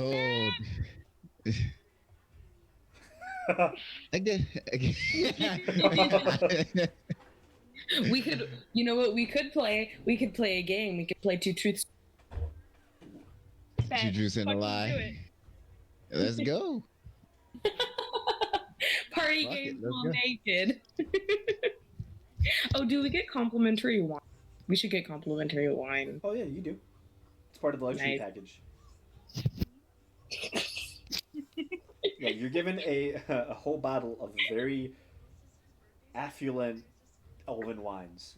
It's delicious, delicious wine. We're the nobles now. Theokia will pull out her, like, a really aggressive bottle of liquor and be like, I also have this. Well, that's not. We're not here to get drunk, unless we are. Do we really want to get drunk? You don't drink this to get drunk. Huh? You don't drink this to get drunk, says the alcoholic. Uh-huh. Sure. Look, Just never been one for wine. If it tastes good, I'll drink. You don't have to drink the wine. You can drink your crazy alcohol. It's not crazy, says the alcoholic. Alcoholic B. Know your place. No. Sorry. I am huge alcoholic B, thank you. Also, I would like everyone to know that Let's Together Bath is stuck in my head, so y'all fuckers get to suffer with me. that's fine. That is perfectly fine. So, Okay. Party games, or are we just gonna soak? Do we feel there's anything we need to talk about in the bath right now? We have had some of the deepest talks in the bath. Is there anything that anyone wants to bring up that they feel needs to be addressed? Well, I mean, This is the most Anyone- vulnerable we've ever going to be with each other. Yeah. We could always play, or do we party games? we could do party games. Before I do party games, so that I don't weenie out of this. first off, do all of you fully undress? Oh, yeah, let's do old. Yeah, really undressing. Yes, and Fairdeer does that thing where like her braided hair covers her boobs. Oh, that's amazing. I love you so much. Fairdeer has built-in censorship. Hell yeah. Built-in censorship. Gamesh has none. It's just it's all or nothing. It's all or nothing. Oh, Sierra is going to growing. Oh. Sierra is going to offer the alarm spell around valuable. I would love an belonging. alarm spell around Like around anyone's more valuable belongings, so like we'll know if someone them. Yeah, that would be nice. Oh god. Why did I hear a dice roll? We're all 4 years old. Peeping toms. We're all 4 years old. Damn, he failed his stealth check. He breaks through the wall. Oh no! Wait, what? Oh no! Now you guys can That's actually a see joke, or is there's like body markings. I know it's a joke, but it shocked me. I wasn't prepared. Oh, would you say? How do we feel about what? You guys finally get to see all of Faradeer's like body markings. Yeah.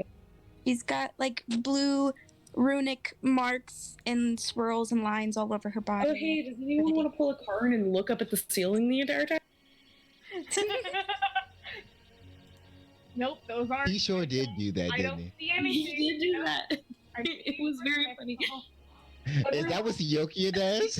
No, fuck that Everyone else shit. was like, You can. Oh, I was like, Theokia grew up as one of the only girls on a fucking pirate ship. She does not give a shit about anything. She has zero boundaries. It's I bad. I think most of us as a culture, except maybe I don't know where it comes from, but like I think most of us as a culture like knew it's like okay in this circumstance. Yeah. some degree. It's also a bathhouse. Who gives a shit? Exactly. Yeah, that's And- yeah. That's what this is saying eloquently, and I just said a curse word, and it's fine. Oh goodness. Yeah, we all. I Uh, at least get completely naked, put an alarm bell around my belongings, offer to let anyone else put their belongings on the alarm bell. Yeah, Teokia will put. She carries a small satchel. She put that there, and then I think she would have left her large bag on the ship. Faradir, do you want to put your sword and stuff in the alarm spell? Yes. Yeah, I thought so. Yeah, I'll do the same. Actually, I'm going to the sword that has Yistrid's like markings and stuff on it, I'm going to bring with me and just kind of like set it on the side of the pool behind me. Okay. You never know when you'll need a sword. You know, well, I don't think you need a sword considering you punched a fucking tree down. True, with a punch Right. I can kill the average commoner. I deal Easily. 6 points of damage. I have I too don't much think you power. have to worry.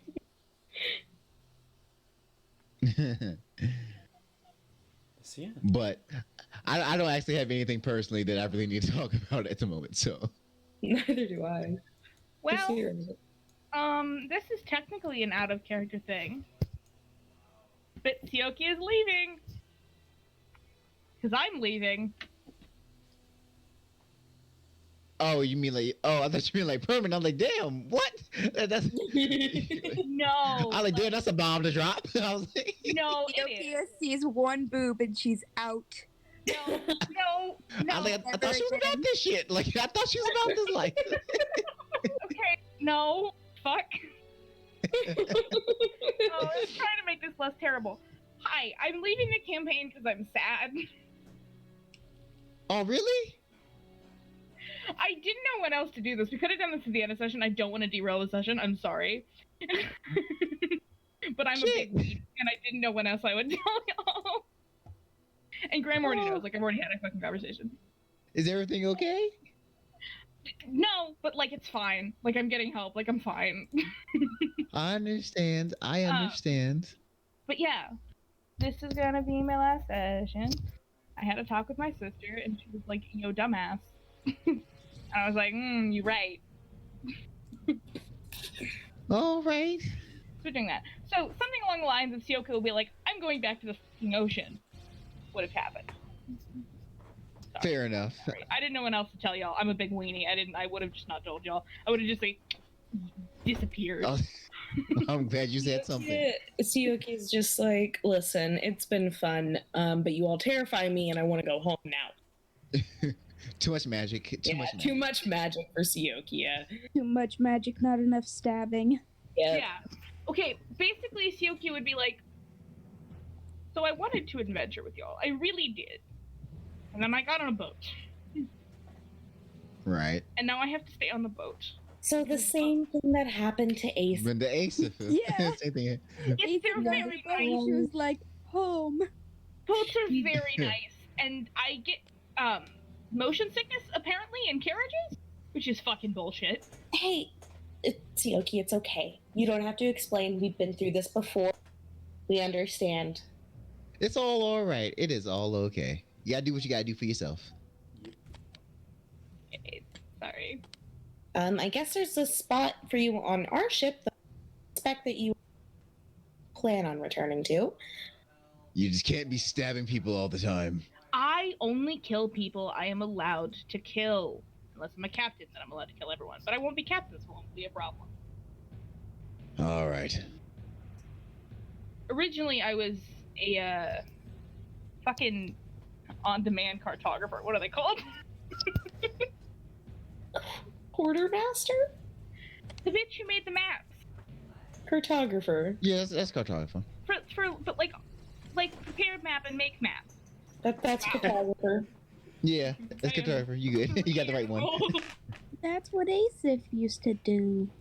Yeah, that's what Sioki has like Sioki a very is just Asif. Sioki Plot has twist.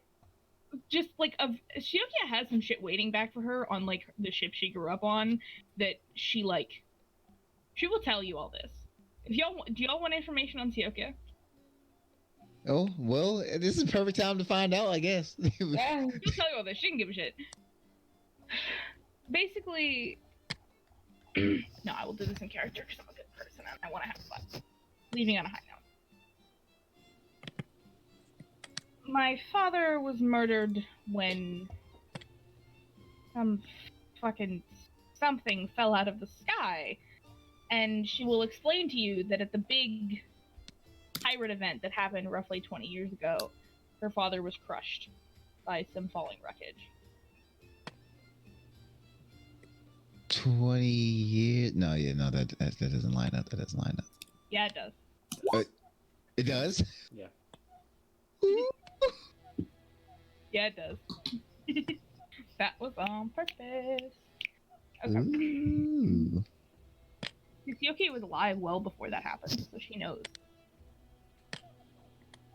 Oh yeah, I keep forgetting you're an elf. Yeah. All the Also, shit, first, dude. check the 20. So, she explained that her father was murdered, and 6 months ago, one of the members of her crew, basically decided that she was unfit to be a captain. Now, mind you, she was grieving her father. She was definitely unfit to be a captain, but she would never tell you that. And she will have made the comment, "Oh, my father died 20 years ago." And that probably sounds like a long time.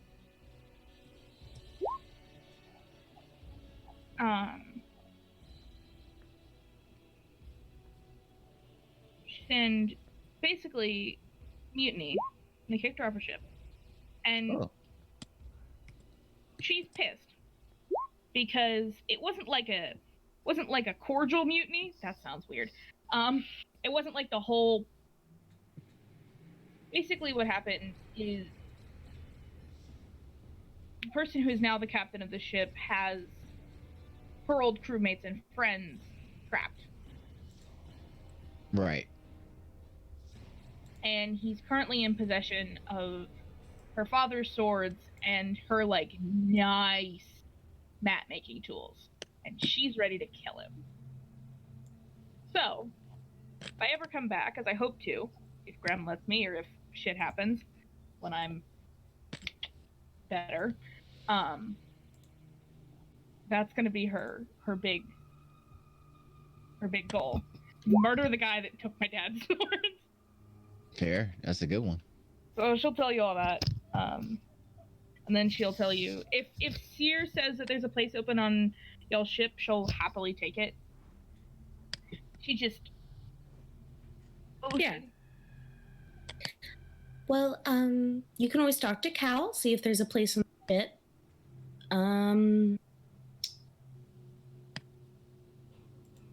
Make lots of money for us.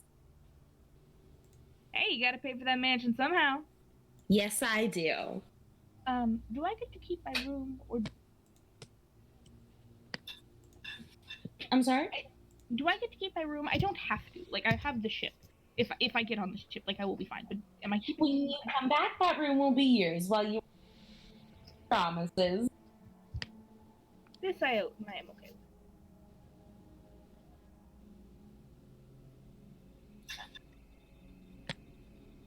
How about we have party game time now that I've made everyone sad? I think maybe something. Felix. I'm just caught me off guard. This is not. Caught me off I guard. caught you off guard because I'm a big weenie and I don't know how to have timing. Oh, it's like honestly, at the end of the session is honestly a good point. It's a good point to do it.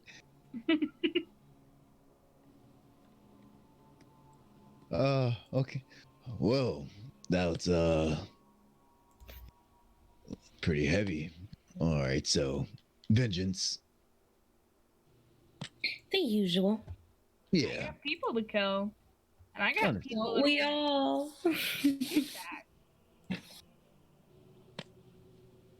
But yeah, All right. Well,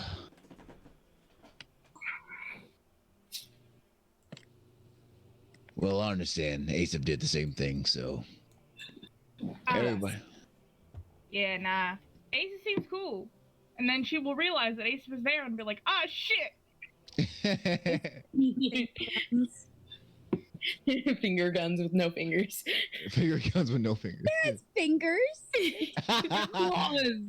They're claws. What talons? but they still function as fingers. There's chicken figure gun ish, close enough. talent gun. Yeah. Much more dangerous. Much more dangerous. As she is, and as she does. Yes. She's not your average bird. Not in the slightest. She's not like other birds. She's not like other birds. Hey, Sif, smarter than the average bird, or is it dumber than the average bird? Hmm. Questionable. Someday.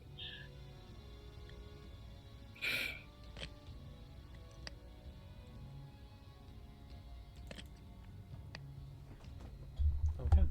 So, are you all having any other chats? It's 22:30. You gonna play your game? Gabe. I mean, we can. Who can? I don't think I can come up with two truths and a lie freaking mesh right now, though. That's the only problem. Just make shit up. I'm not an alcoholic. I'm not an alcoholic. All right. Let's see what I can come up with here. You can always have someone else go first. I mean, feel free. Okay. Two truths and a lie. I had a little brother.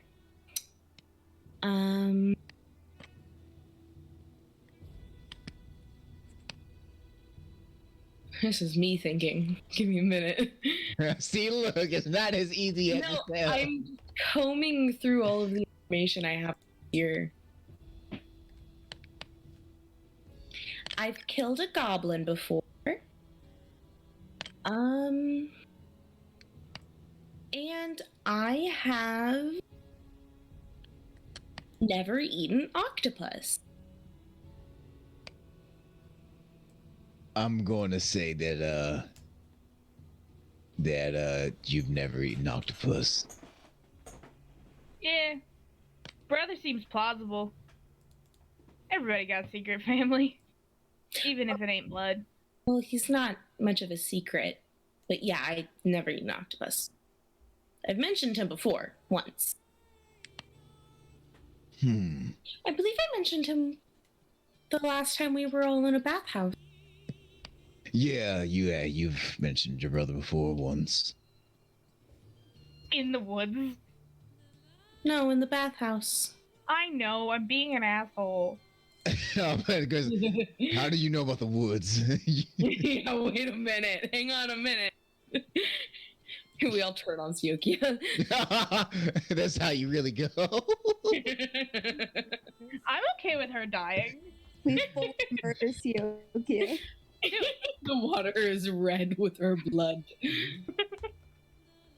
Y'all won't. Oh, yeah, I'm not going to. I'm not going to. If you knew about the woods, I might. If I knew about the woods, she'd be like, you're dead now.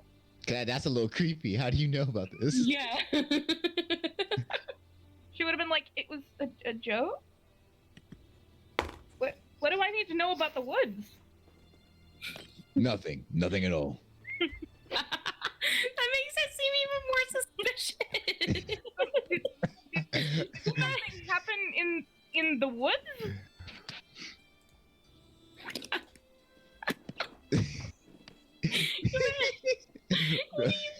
You're just like, nothing happened in the woods. Don't worry about the woods. Don't worry. Oh my god, what's that John Mulaney quote? That let's change the subject about the ghost. Oh goodness. All right. Unless you're not helping the rumors. I know. I'm just bullshitting right now. I know. I just had too much fun with it. I just had way too much fun. All right. All right. I have a sister.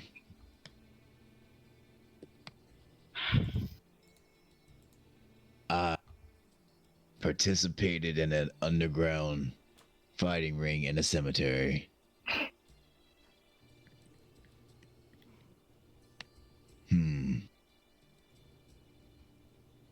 And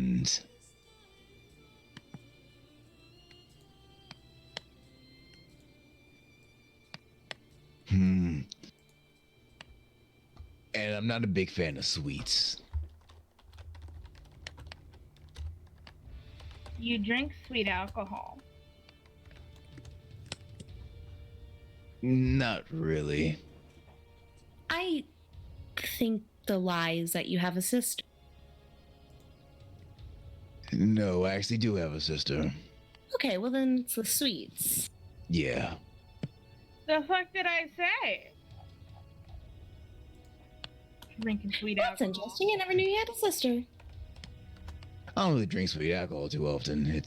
I like the stuff that burns. Yeah, she's actually one of the more final warriors of the clan. Oh, congratulations to her. Yeah, very much so.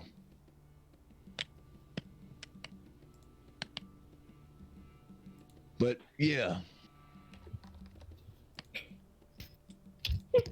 Every now and again, it hits me that these conversations happen naked. yeah, this button starting naked. Oh goodness. You can't forget it.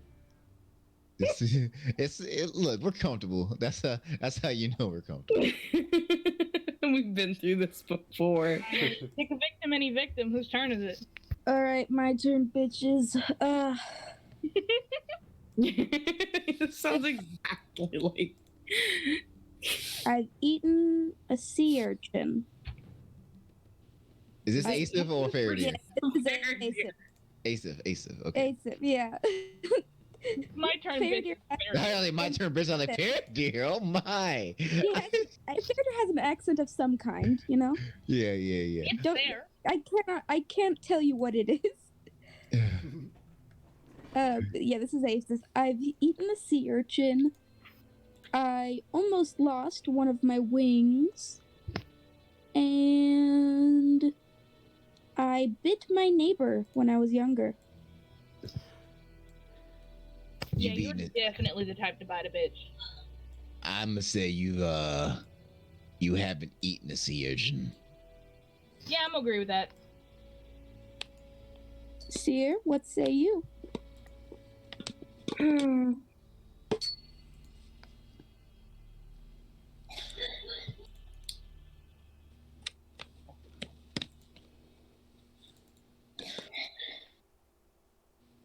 See, I fully believe you would have eaten a urchin.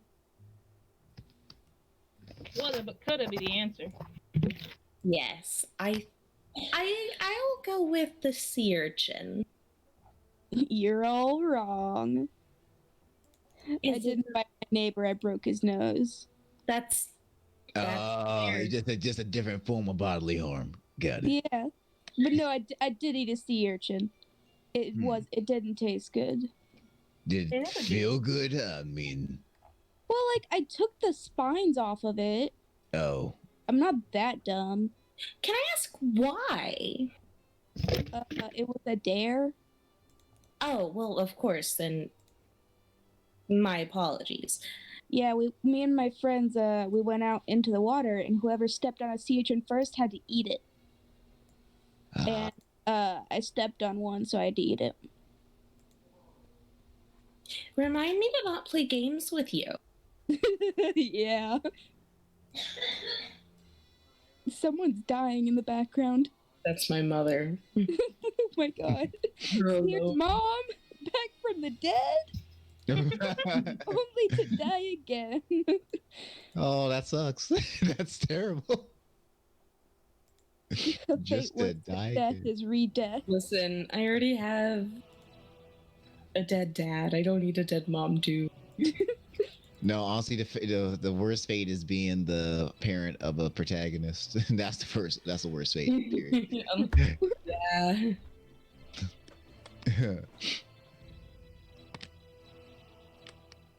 Okay, who's next? I can go. All right, let's see what you What is got. she, a fucking heck? Guess so. Pirate in the north, goddamn.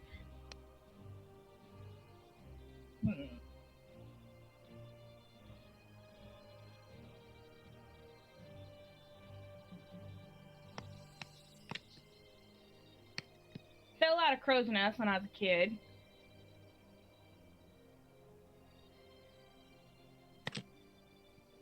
Stabbed my daddy's boyfriend in the foot. And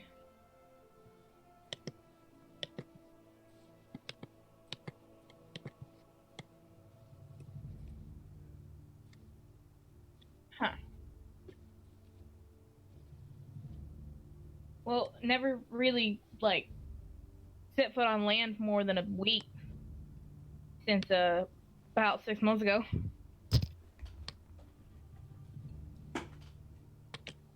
I must say,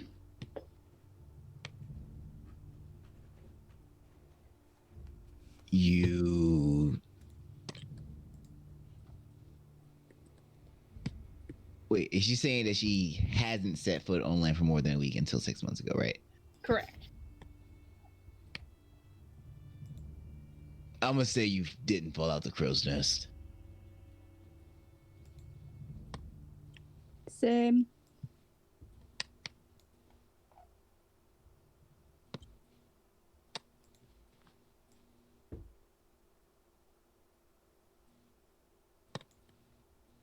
Baby girl, you want to guess? I will say that you did not come out of the thing. Crow's nest. You didn't fall the crow's nest. Yeah, y'all right. I jumped. God damn it! I like how y'all are telling the truth, but not exactly the truth. Yeah, I didn't fall. I thought I could catch myself on the hills. I could not. Oh, you're trying to be cool. Yeah. I was a stupid kid. A stupid kid. I mean, you just gotta have hollow bones, and then you can do it. I don't have hollow bones, but I do heal hella quick, which is nice. Wait. You guys, do any of you have hollow bones? No, that's a you thing, huh? Ace, if that's just you. Nobody ever told me that. Oh. I just assumed, oh my god, I assumed we all had hollow bones. No, mine are pretty dense. Mine are very solid. Wow. Learn something new, huh? Asif is in a slight existential crisis now. Want an existential crisis? Get naked with your friends. You know, Asif, has anyone ever told you that literally every other bird you see has hollow bones? Well, I mean, I just assumed, like, everyone did. Yeah, only birds. You know, that makes more sense. Mm-hmm. So you're not the only one with hollow bones. Right. Ace does not believe me. He does not. This isn't adding up, guys. This is just not adding up. I mean, I think magic could give you... No, I'm not going to finish that sentence. I'm sure that, like, probably Okay. is some... Polymorph, and the only thing you change is that you give yourself hollow bones. Oh, you cast alter self. Yeah.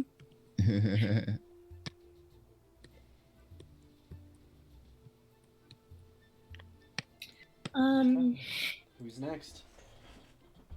Wait. Asif doesn't have teeth. She does not?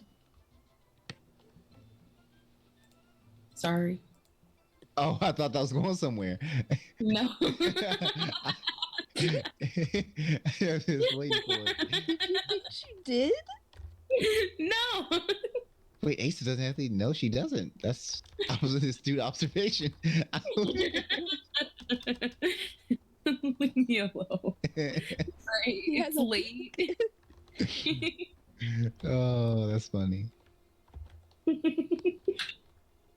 Hopefully, I don't fall off the bed again. Please don't. Please don't. I won't scream if I do, I promise.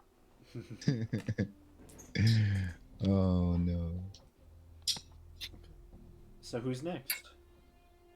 I will go. This is fair, dear. Now. I got the accent this time. Okay. Cool. Yeah. We got it. We're learning. I was raised by gnomes. I have befriended a wolf. And I once fell and tumbled portion of the mountain.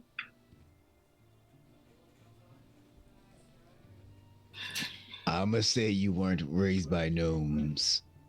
I'm gonna call the wolf thing. I'm gonna say you didn't go down the by falling. Or at least you didn't tumble. Something about that's a lie. Yeah, I'm gonna say you weren't raised by gnomes. Well, sir, you are correct. I did not fall down the mountain. I jumped. I jumped. I'm very good at climbing. I would never fall. Yeah, see, I didn't think you would. But I was raised by gnomes. Also, I realized now that when I said nah, I jumped, it really sounded like No, from the crow's nest isn't that bad, given how. Yeah, it's only what 46 or something. it's probably like 50 feet. 5d6. You have 5d6 worth of. Not as a child, she didn't. Oh yeah. Neopia should be dead. Should be dead. but Plot because twist, Neopia the Lich. very medic, and also her dumbass managed to not catch herself on the sail, but like pack herself like a freaking Dorito on the fucking goddamn, what's it called? On like the sail bar, not the actual sail. She caught The onto mast? that and broke some bones. The mast? Well, like the in-between mast, not like the stick. Not like the sticky uppy part. The like. So the mast? Is that what it's called? The mast? Yeah, that's the mast. Sailboat! Like the sideways. I hate you all. Sailboat! No, that's It's proper. it's the yard, or the yard. The proper name is sailbone. I Sailbone. thought it was yard arm. That motherfucker. It's like the horizontal pole that crosses the mast, right? Is that what you're talking I'm about? not. I don't know. Yes, it is. That's what she's talking. Okay, yard. Sail. I'm just a moron. Clearly, by the fact that I said the sticky uppy part. Jesus, yup, you. God damn it. That's the way it is. Oh, No, it's not! it is now. It is now. Confirmed. No! So, who wants to go next? They're Lee Sentiana. Belric. Alright. I'm gonna get the name. I always want to say something because there's another person in another campaign that has like a B name. I always want to say their name. Well, yeah, I guess I'll go. Gosh.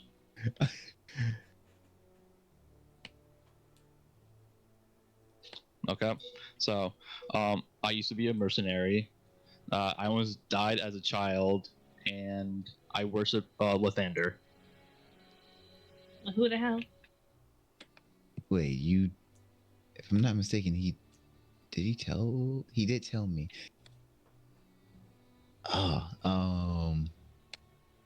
No, yeah, he does know. I'm gonna say you weren't a mercenary. I'm gonna say that you didn't die as a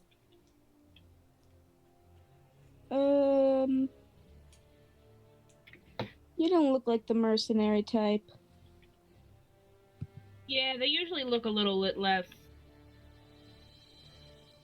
enjoyable to be around.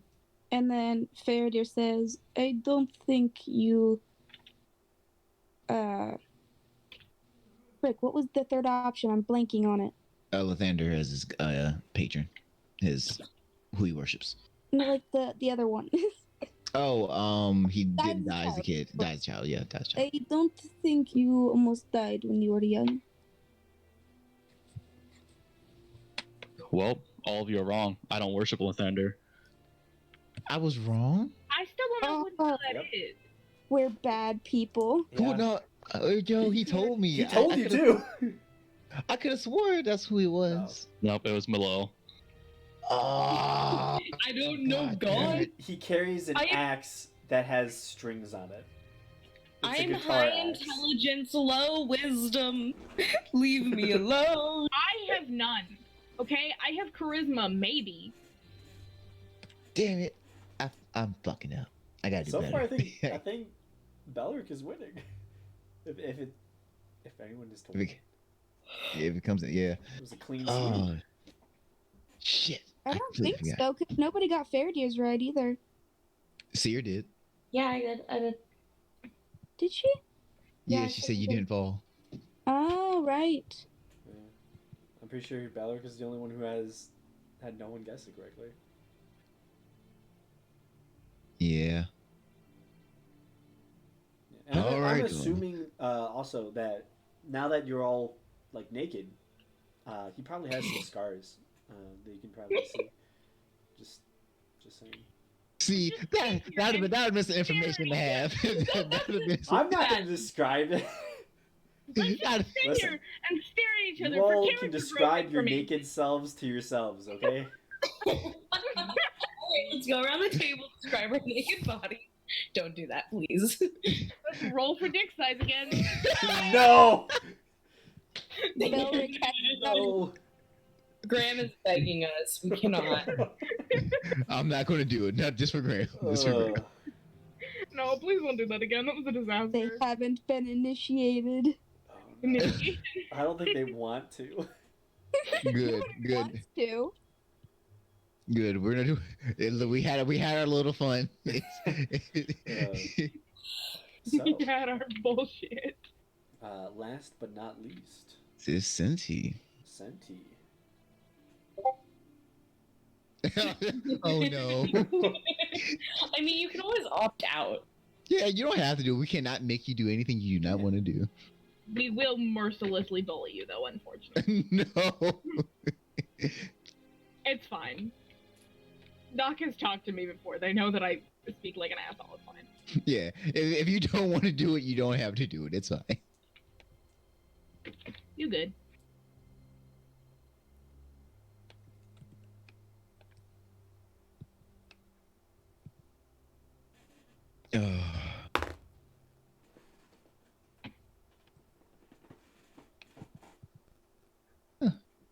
You found out some things about each other. some new stuff. Mhm. Wait. So you were raised by gnomes? Yes? Don't they normally have like smaller houses? How did that work? Well, they got me when I was a baby, and then they had to remodel their little cave in the mountain to make it bigger for me. I can imagine you weren't that small for very long. No. Well, that's very interesting. They're very sweet. Maybe if we ever go that way, I will introduce you. All right. I mean, it ain't that surprising. I was raised by a dwarf and a tiefling. Faraday will say, I was raised by gnomes in Gnomish. Well I then. don't one can understand it, but that was Gnomish. Would be why I can speak infernal. And right about nothing else. I don't know.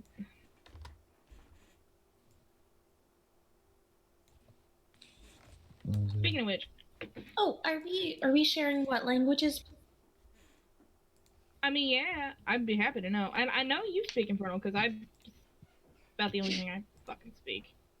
Yes, I speak Infernal and Elvish. I speak Elvish fluently. You The second probably language speak I learned Elvish growing better up. than I do, and I'm a Norn is actually my first language. Fun little fact there. I used to Mhm. know a lot of elves. yeah. No, I I know I speak Goblin. yeah, I speak. You do. I remember that. Yeah, they tend to run a lot of errands for others.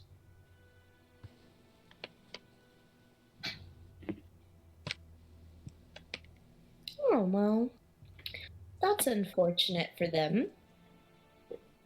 Yeah, they just they don't really know how to overcome the stature thing. Well,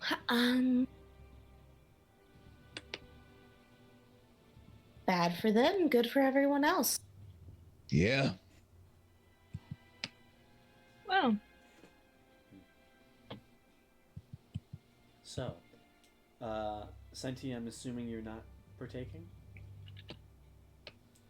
it's like I'm gonna leave these crazy motherfuckers to themselves.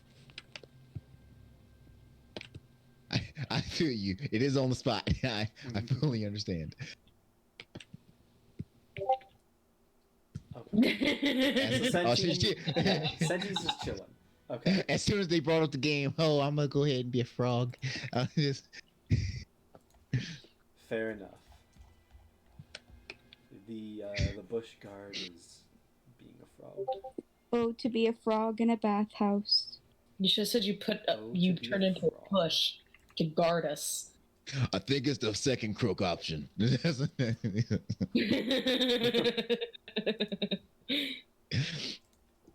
So, as you all are enjoying the rest of your bath, Wait, hmm, Seti shouldn't be a frog. They would die. Yeah. They would absorb all of the toxic salts that have been added through their skin. it's magical Senti frog though. Okay. It's fine. No one they're not no death. Okay, I was afraid. I was afraid for a second. I was like, oh no! It's magical worlds. Seti! Not like this. Oh yeah. I do have to go because Oh yeah. my bedtime is technically at 10. Oh, You're good, you're okay.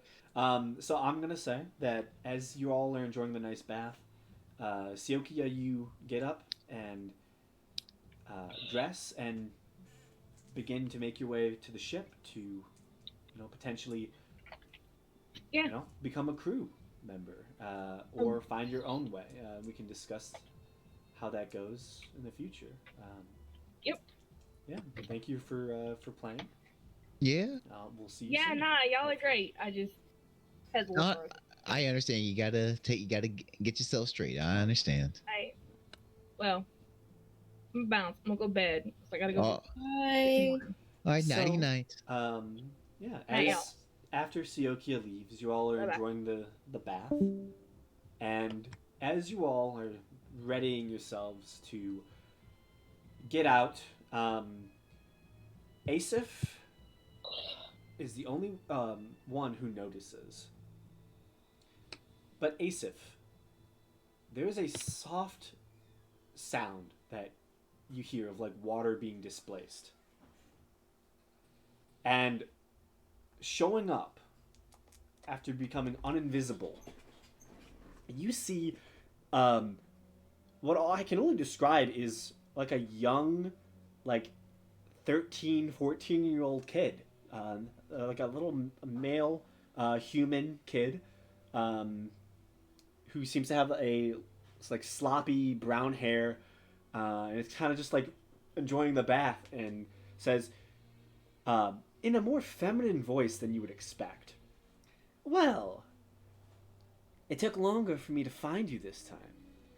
But Oh, not you again. next time, you should really message me when you're in the city. What is it that you Apologies. want? I'm sorry, who is this? This is the little gnome. Halfling. Oh, No, this no, this is it a- Malcolm?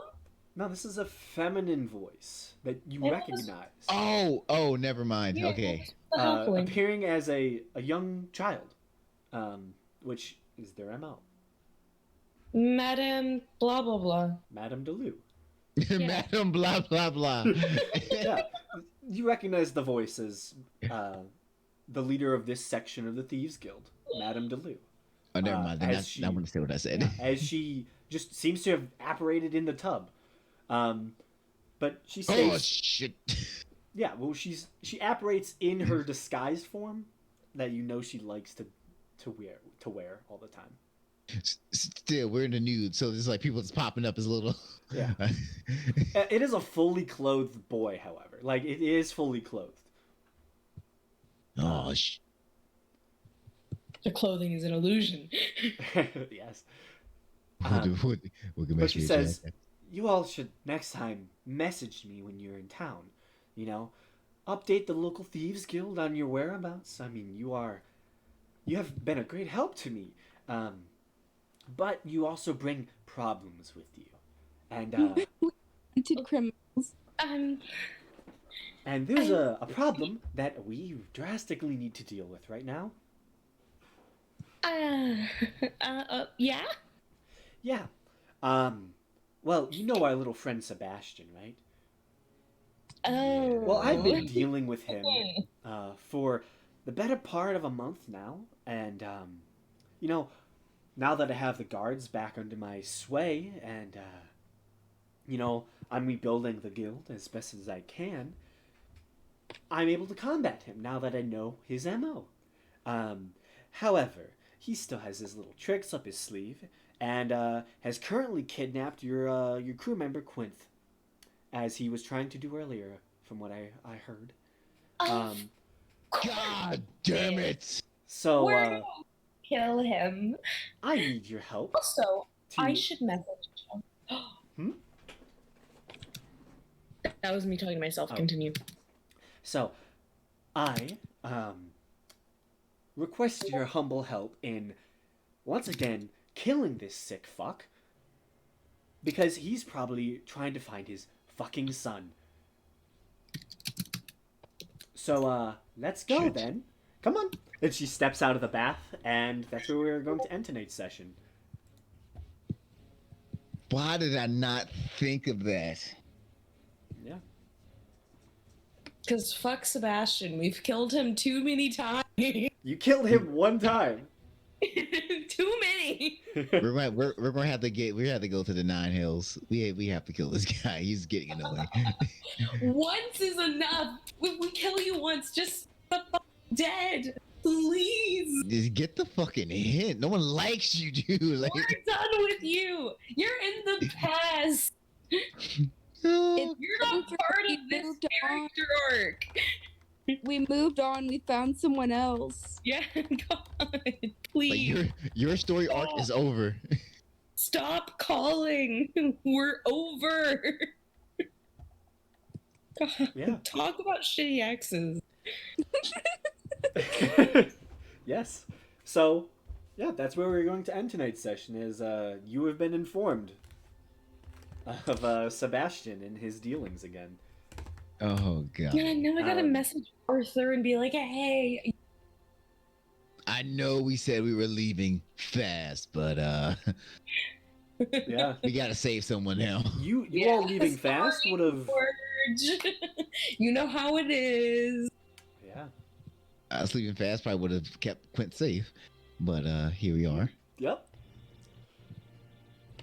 Well, There we was a had to get chan- nude. There was a chance that if it didn't go well the first time, he would have just tried to take him. But Hey, that would have worked well for him. He knows better. Let me stop. Who knows what he has now? so yeah,